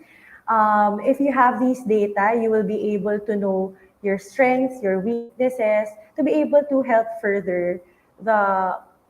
yourself further in terms of providing your services to the organization. So, for example, if you know your strengths or weaknesses, so ito yung mga strengths ko, for example, I know how to negotiate with clients. So, mas i-hone mo pa yung skills mo in negotiating. On the other hand naman, I have a weakness when it comes to presenting data or presenting or doing public speaking. So those are the things that I have to learn more or research more so that I can be better in that aspect. Number 5, entrepreneurial skill is growth mindset. So uso tong term na to, no? Especially in the recent years din. Actually, kahit toddlers, parang tinuturuan din talaga to build on having this mindset. So growth mindset is about acknowledging that you have the ability to learn more and to expand your knowledge further. So it's about innovation, it's about flexibility, it's about having the idea or yung mindset nga na in the future, what I know right now will change, or what I know right now, fresh from college, would be the baseline of how I'm going to be as a professional person. Pero we know that in the future, marami pa tayong matututunan, marami pa tayong mako-contribute. So for example, if you're an IT person, and for example, you know how to code or to do web development using PHP, you can eventually try learning other modules that are better for your requirement in the future. So hindi ka set na, okay, I graduated, na ito yung alam ko. Okay, sige, forever na ito yung alam ko. So having that growth mindset will help us in the future na i-feed pa natin yung self natin with continuous learning, with with the desire to research and discover more on how we can learn outside of school. So for us in our organization, one of the values is entrepreneurial. It means that we are treating CBO as our own business. So I think in other organizations, one of the core values din talaga that's common would be the entrepreneurial mindset. So there's a sense of ownership. So we try to get people also who have the desire to take care of the organization. Okay, so part of the discussion that I have prepared this morning is how to manage finances well. So why is it important to manage finances well? Because basically, earning money is difficult. So bibilisan ko lang din. I know pa lunchtime na baka maraming nagugutom na rin, ano. So let me share lang din na one of the most memorable messages I've heard from a financial advisor in the past sa mga seminars that I've attended to is that in the Philippines, knowing that we are a third world country, there's a cycle that's been happening, no, na tuloy-tuloy. So that usually daw, parents would expect their children to take care of them financially when they are old. And their children can't save for their children. So ganun daw yung cycle. So for example, in my case, given that I'm already working, usually daw sa mga ka-age ko, for example, it's being assumed na retired na yung parents namin, for example. Na we will be spending for the needs of our parents. So kami, we cannot save for our kids or for our own family. So we will be expecting to be supported by our kids in the future. So ganun din daw yung nangyayari. Tapos yung kids namin, ganun ulit, magsisave for their parents and then hindi makakapag-save for their children. So nagiging ganun yung nagiging cycle niya. Kaya hindi masyado nakakapag-ipon yung mga tao. So today I have 3 points lang naman for some tips, for some basic tips on how to manage your finances, especially yun nga, parang after graduating, hopefully you get to land a job that you like and earn money as a salary. Ayan. So number 1, avoid borrowing money for a want. So we always hear this, no? There's a reward for delayed gratification. And maraming na-fall sa ganitong scheme na pay now or parang get the item now and pay later. So there may be challenging times when we need to borrow money for an important factor or an emergency. Sometimes parang magkakaroon ng instance that someone in the family is sick or nasira yung bubong, kailangan mo ng pera to have it fixed. Yung mga ganitong bagay, these are the things that are considered a need. So ito yung mga bagay na minsan kahit wala kang extra money, urgent siya, so kailangan mo mag-borrow talaga ng money. Pero ibang usapan if we are talking about a want. So for example, yung iba dito pag-graduate na and expecting to earn money in the next few months or within the year. So gusto mo na ng iPhone 13. So nangyayari would be, bili mo na ako ng iPhone 13. Makakapag-earn naman ako ng money in a few months time. So bayaran na lang kita. So parang ang nangyayari, hindi naman fixed yung kung kailan ka magkaka-work, kung magkano yung susweldohin mo. So it's better if you can budget whatever it is that you're earning pag nandyan na siya, instead of parang paying something in advance already or borrowing for a want. Based on my personal experience, I had my first credit card, or I signed up for a credit card mga almost 30 years old na ako. Kasi I know myself and I know that there may be a tendency for me to overspend if I have access to a credit card or kung meron akong way to borrow money. So if you somehow assess yourself as someone who lacks sense of control when it comes to spending, better not to get credit card muna until siguro the time na medyo mas stable na. So it's important to live within your means. Okay, number 2, have savings. No matter how small or big your earnings are, always set aside an amount for savings. So um, may it be a percentage or an actual amount per month that you will be saving every payday, it will bring you, kumbaga parang something din na you can spend in the future for travel or kapag ka nagkaroon ka ng emergency in the future.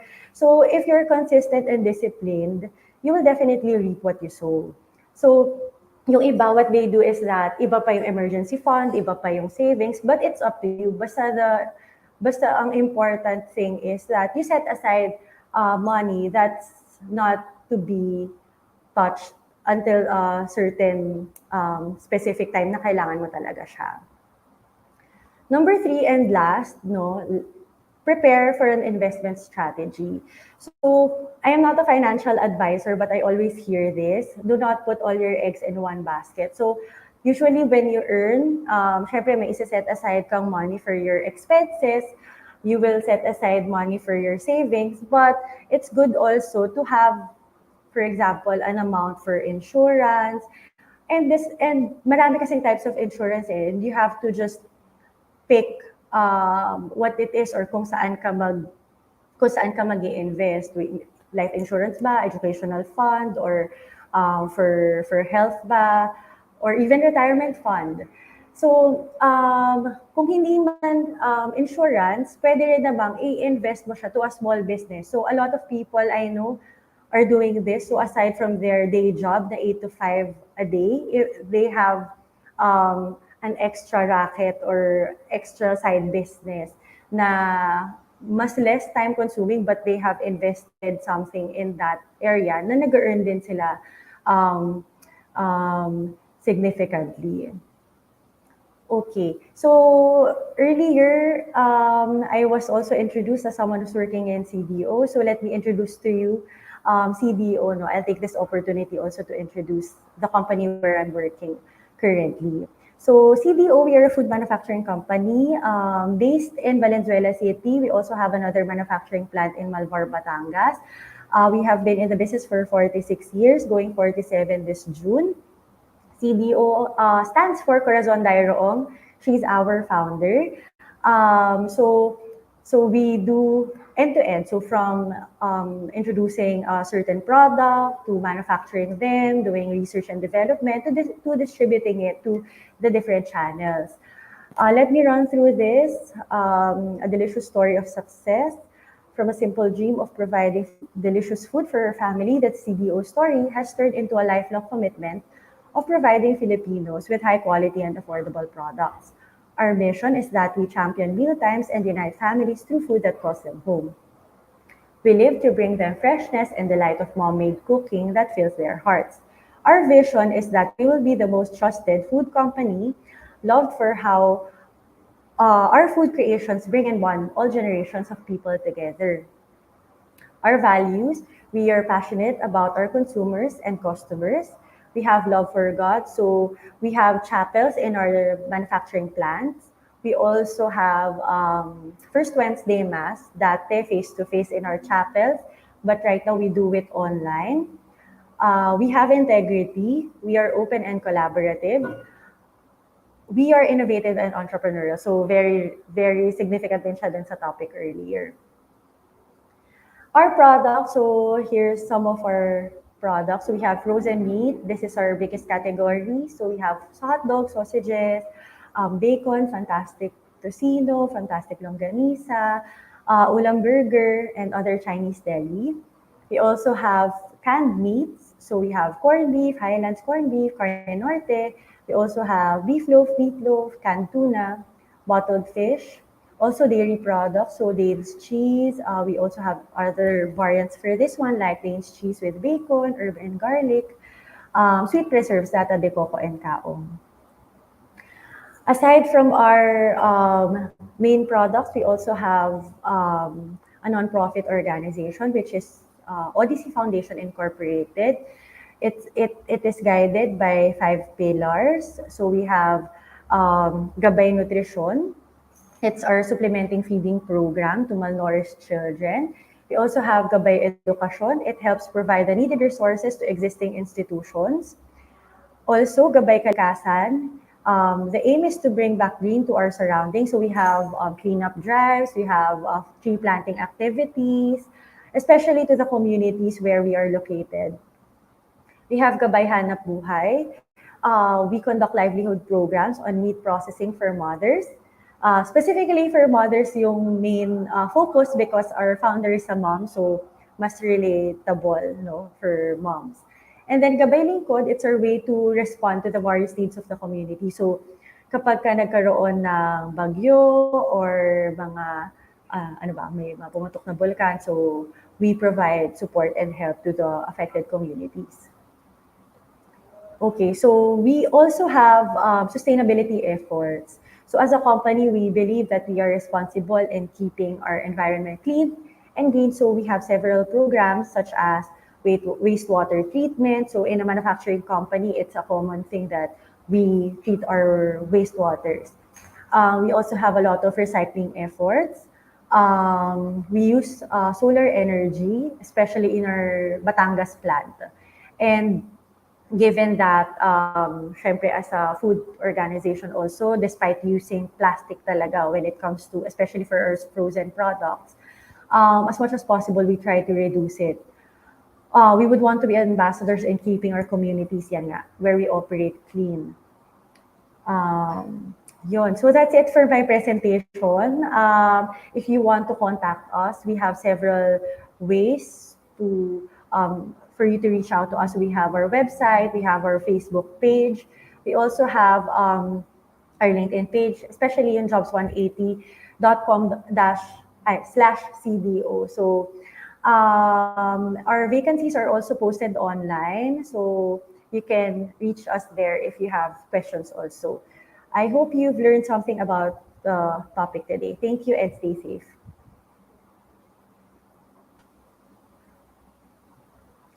All right. So thank you so much, Ms.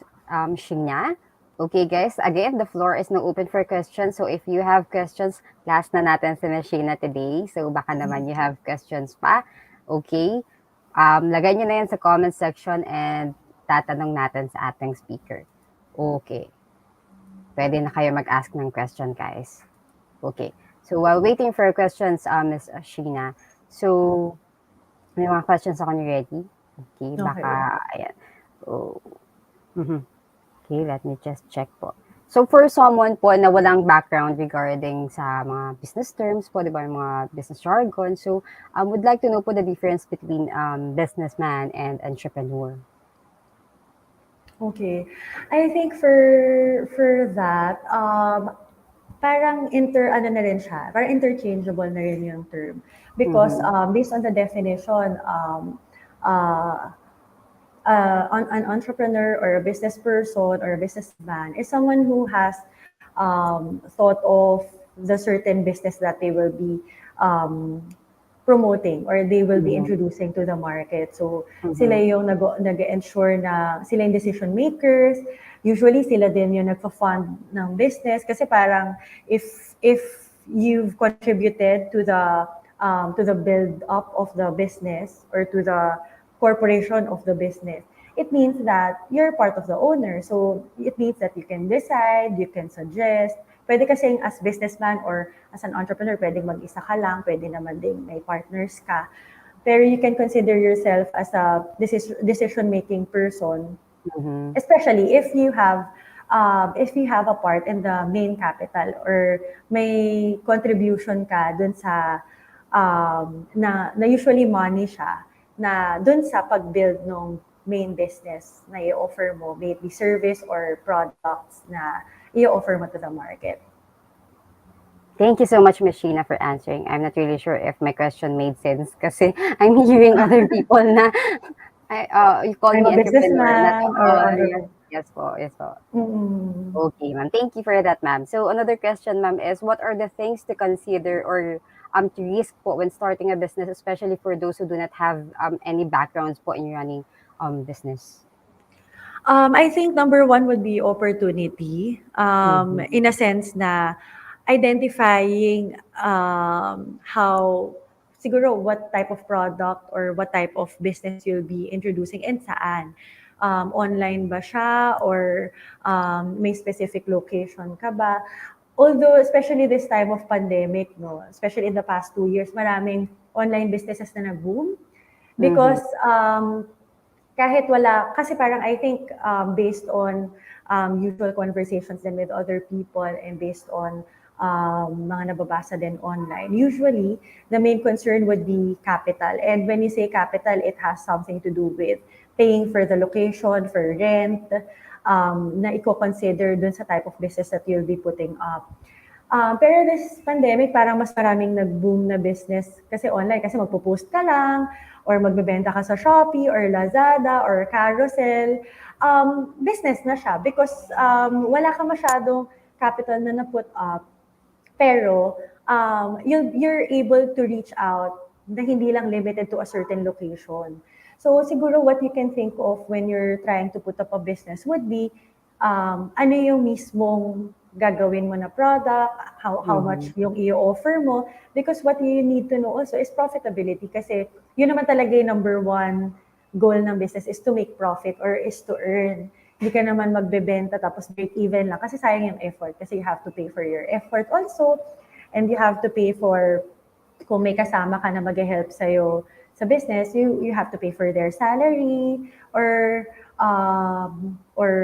yun, sa mga iba mo pang babayaran. So it's more of ano yung ibebenta mo or ano yung business that you will be offering, how much mo siya ibebenta, how much yung service that you will be offering, and online ba siya, physical store ba siya, sino yung kasama mo, magkano yung kailangan mong money. Kasi for example, ay gusto ko lang na water station.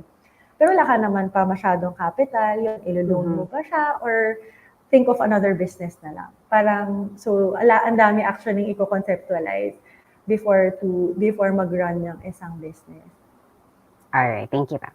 So, kanina rin, ma'am, you mentioned po yung managing finances po, no? So, wala lang tayong masyadong time, pero ang ganda sanang pag-usapan yung about managing finances po. No? And you also mentioned na yung do not spend more than what you earn. And totoo naman, lalo na ngayon, nag-boom yung mga online shops, apps, sobrang dali, sobrang andyan lang yung temptation na ay isang bukas ko lang ng cellphone, may mga online apps, online shops po, di ba po? And sobrang hirap disiplinahin yung sarili mo na kahit hindi naman siya needs, kahit na once lang naman siya, andoon ka, yun na, naka-check out na to deliver to deliver na yung mga items na yun. Ano po yung mga advice sa tingin niyo po, especially for those people na wala pa naman trabaho o maasa pa, no? Sa parents nila. I can relate to that din, no? Kasi hindi ka naman, especially ang gagaling ng mga advertising people out there na talaga ipopush ka to purchase or to check out yung items mo. Sa tingin ko, number one, if parang try to have discipline din dun sa binabrowse mo. Kasi if you didn't see it, hindi naman siya magkakaroon ng impact sa'yo or ng desire sa'yo to purchase something na hindi mo kailangan. Pero ang galing talaga online eh. Parang minsan nagbabrowse ka lang on Facebook, biglang may mag-pop up or bibili ka lang ng necessity mo pero may mga, may mga recommendations na iba. So yun, siguro parang have that sense of control na, hindi, I won't click this kasi hindi ko naman pa siya kailangan. Or just really, yun, for me kasi nag-work talaga sa akin yung delayed yung pagkuha ko ng credit card. Kasi kung wala ka naman cash on hand, hindi mo naman talaga siya ma-check out. Or if you don't have credit card, hindi mo talaga siya ma-check out. So if you are basing your expenses based on the amount of cash you have, wala kang credit card, sorry, baka may mga nag-work dito sa mga credit card company, lagot ako. Pero kasi if you don't have yung means to purchase, yun, for me siguro yung credit card, set aside muna, or stop browsing. Try to entertain yourself na lang with other things first para at least hindi masyado kang maderail in terms of clicking other items, tapos ma-frustrate ka pa if you can't purchase them. So, yun. So, Sheena, would you advise them or us po to delete this app for a week lang? And then, sige, balik ko siya after a week. Ganun. Would it help po kaya? Pwede rin naman actually, or saka ka maghanap ng items if you already have the money. For example, gusto mo talaga ng bagong shoes, pero wait ka muna until you have the money or yung cash on hand before ka mag-browse ng shoes. Kasi minsan na-advance talaga tapos biglang yung amount na makukuha mo pala is lower than yung budgeted cost mo for that certain item. Magkakaroon ka pa ng unnecessary utang. So that's what we're trying to avoid sana. Okay, sige. Meron kasi check out, tapos pag nandiyan na yung delivery, return to sender, sasabihin doon sa may... Ma'am, kasi ang order ko po, tabo, kulay black, bakit ang deliver color green? Yung mga ganun. Ayan. So, okay, so I think walang question from the audience, ma'am. Baka po you have openings po, vacancies, ma'am, sa CDO Foodsphere. Baka interested ang ating audience. Okay, so as of now, we have vacancies under sales, under marketing, under finance. Actually, parang in almost all, in almost all departments, we have certain vacancies. So siguro let me use this time na lang din to give a last message to our students. So ayun, so I hope that for the students out there that you continue to invest your time in attending activities like this one, like mga online talks or mga certain skills or mga certain videos that will further help you in terms of honing your skills, not only yung mga hard skills, no, but also soft skills.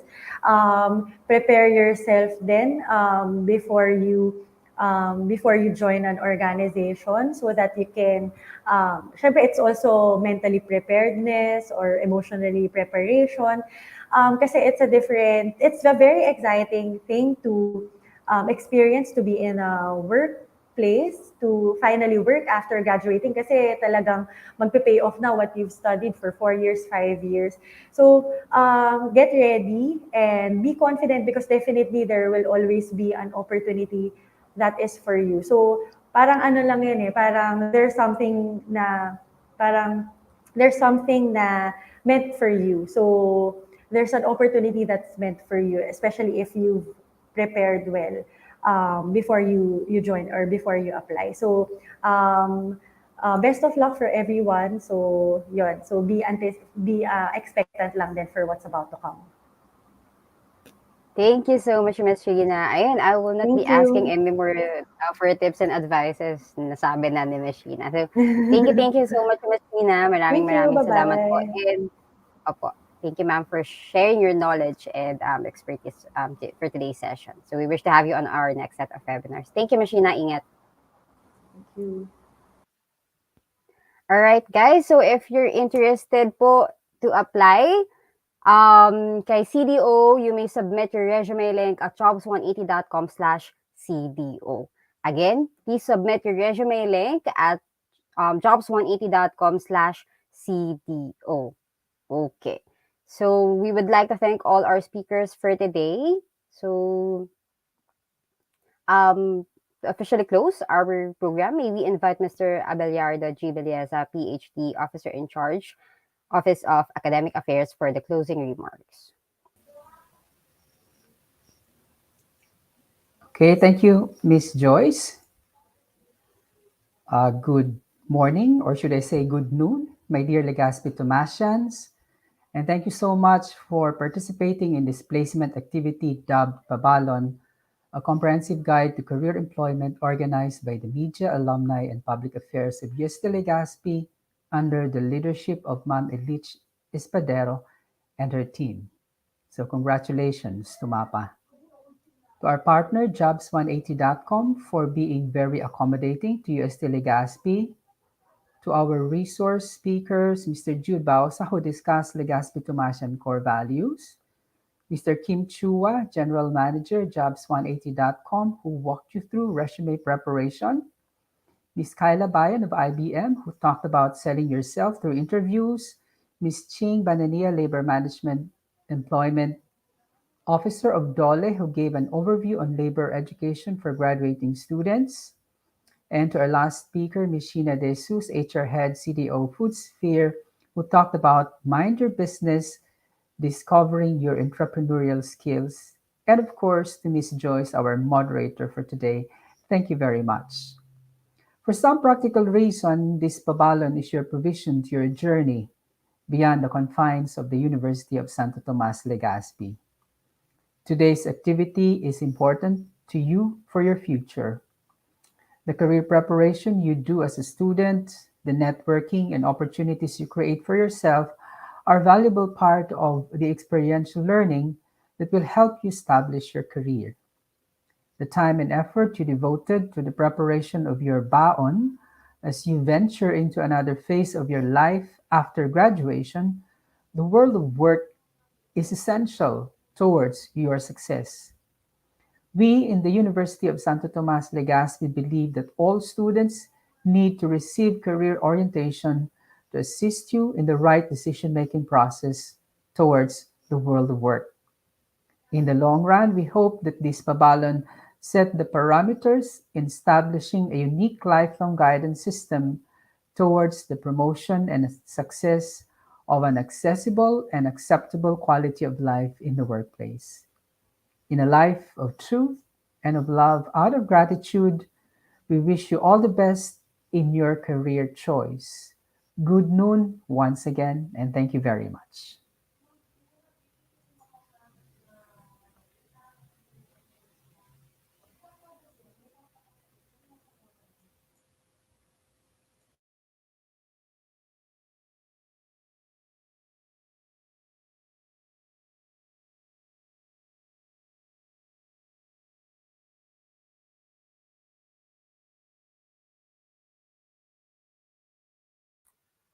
Sorry. I was on mute.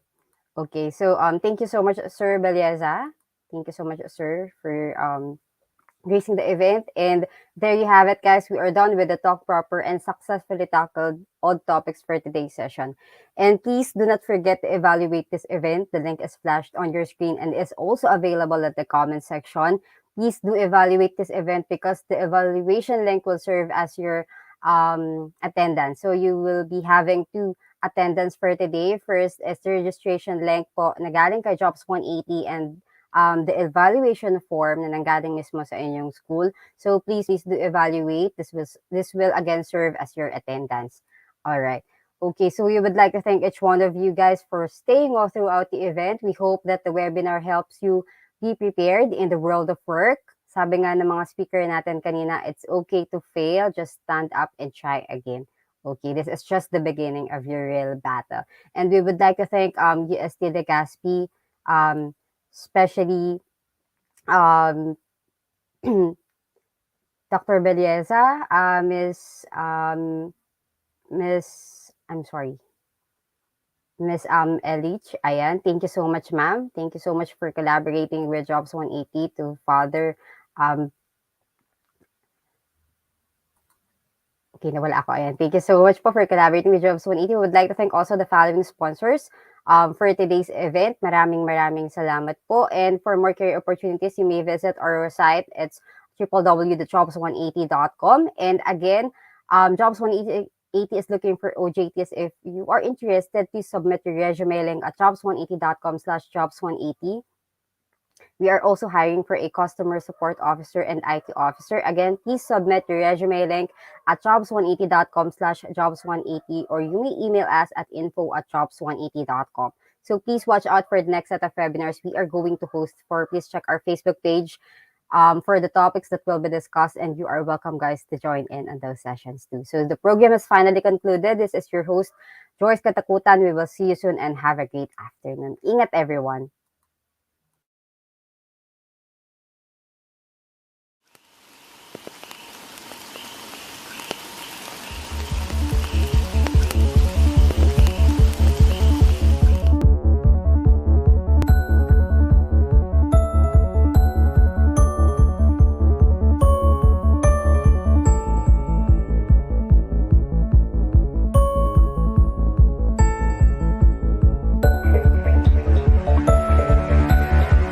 At Greenfield, land is our legacy. Our founders have nurtured these prized possessions for years. As stewards of these crown jewels, we develop these lands into communities that will remain relevant throughout the years.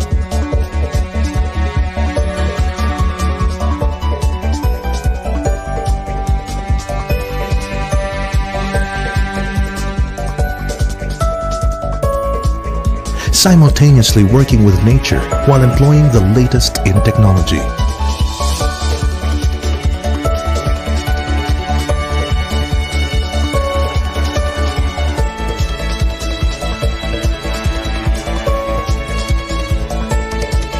We provide spaces for leisure and opportunities for a thriving lifestyle.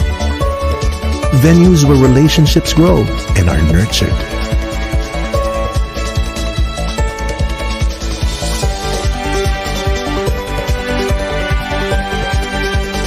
We build residential towers that are part of well thought out and planned communities.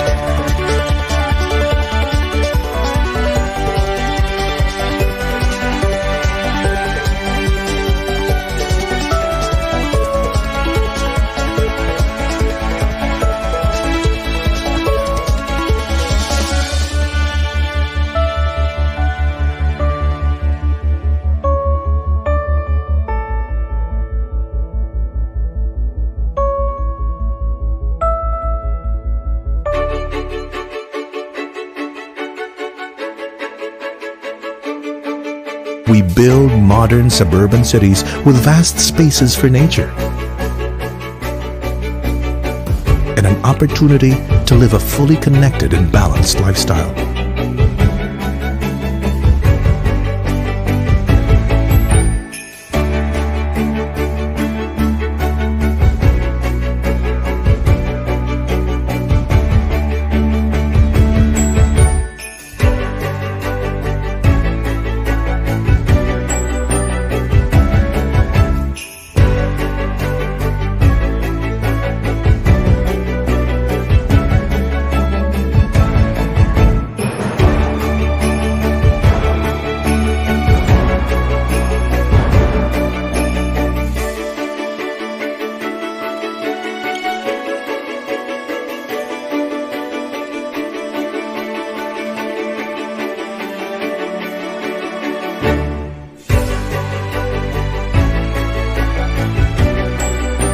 We provide living spaces that flourish with life and heritage.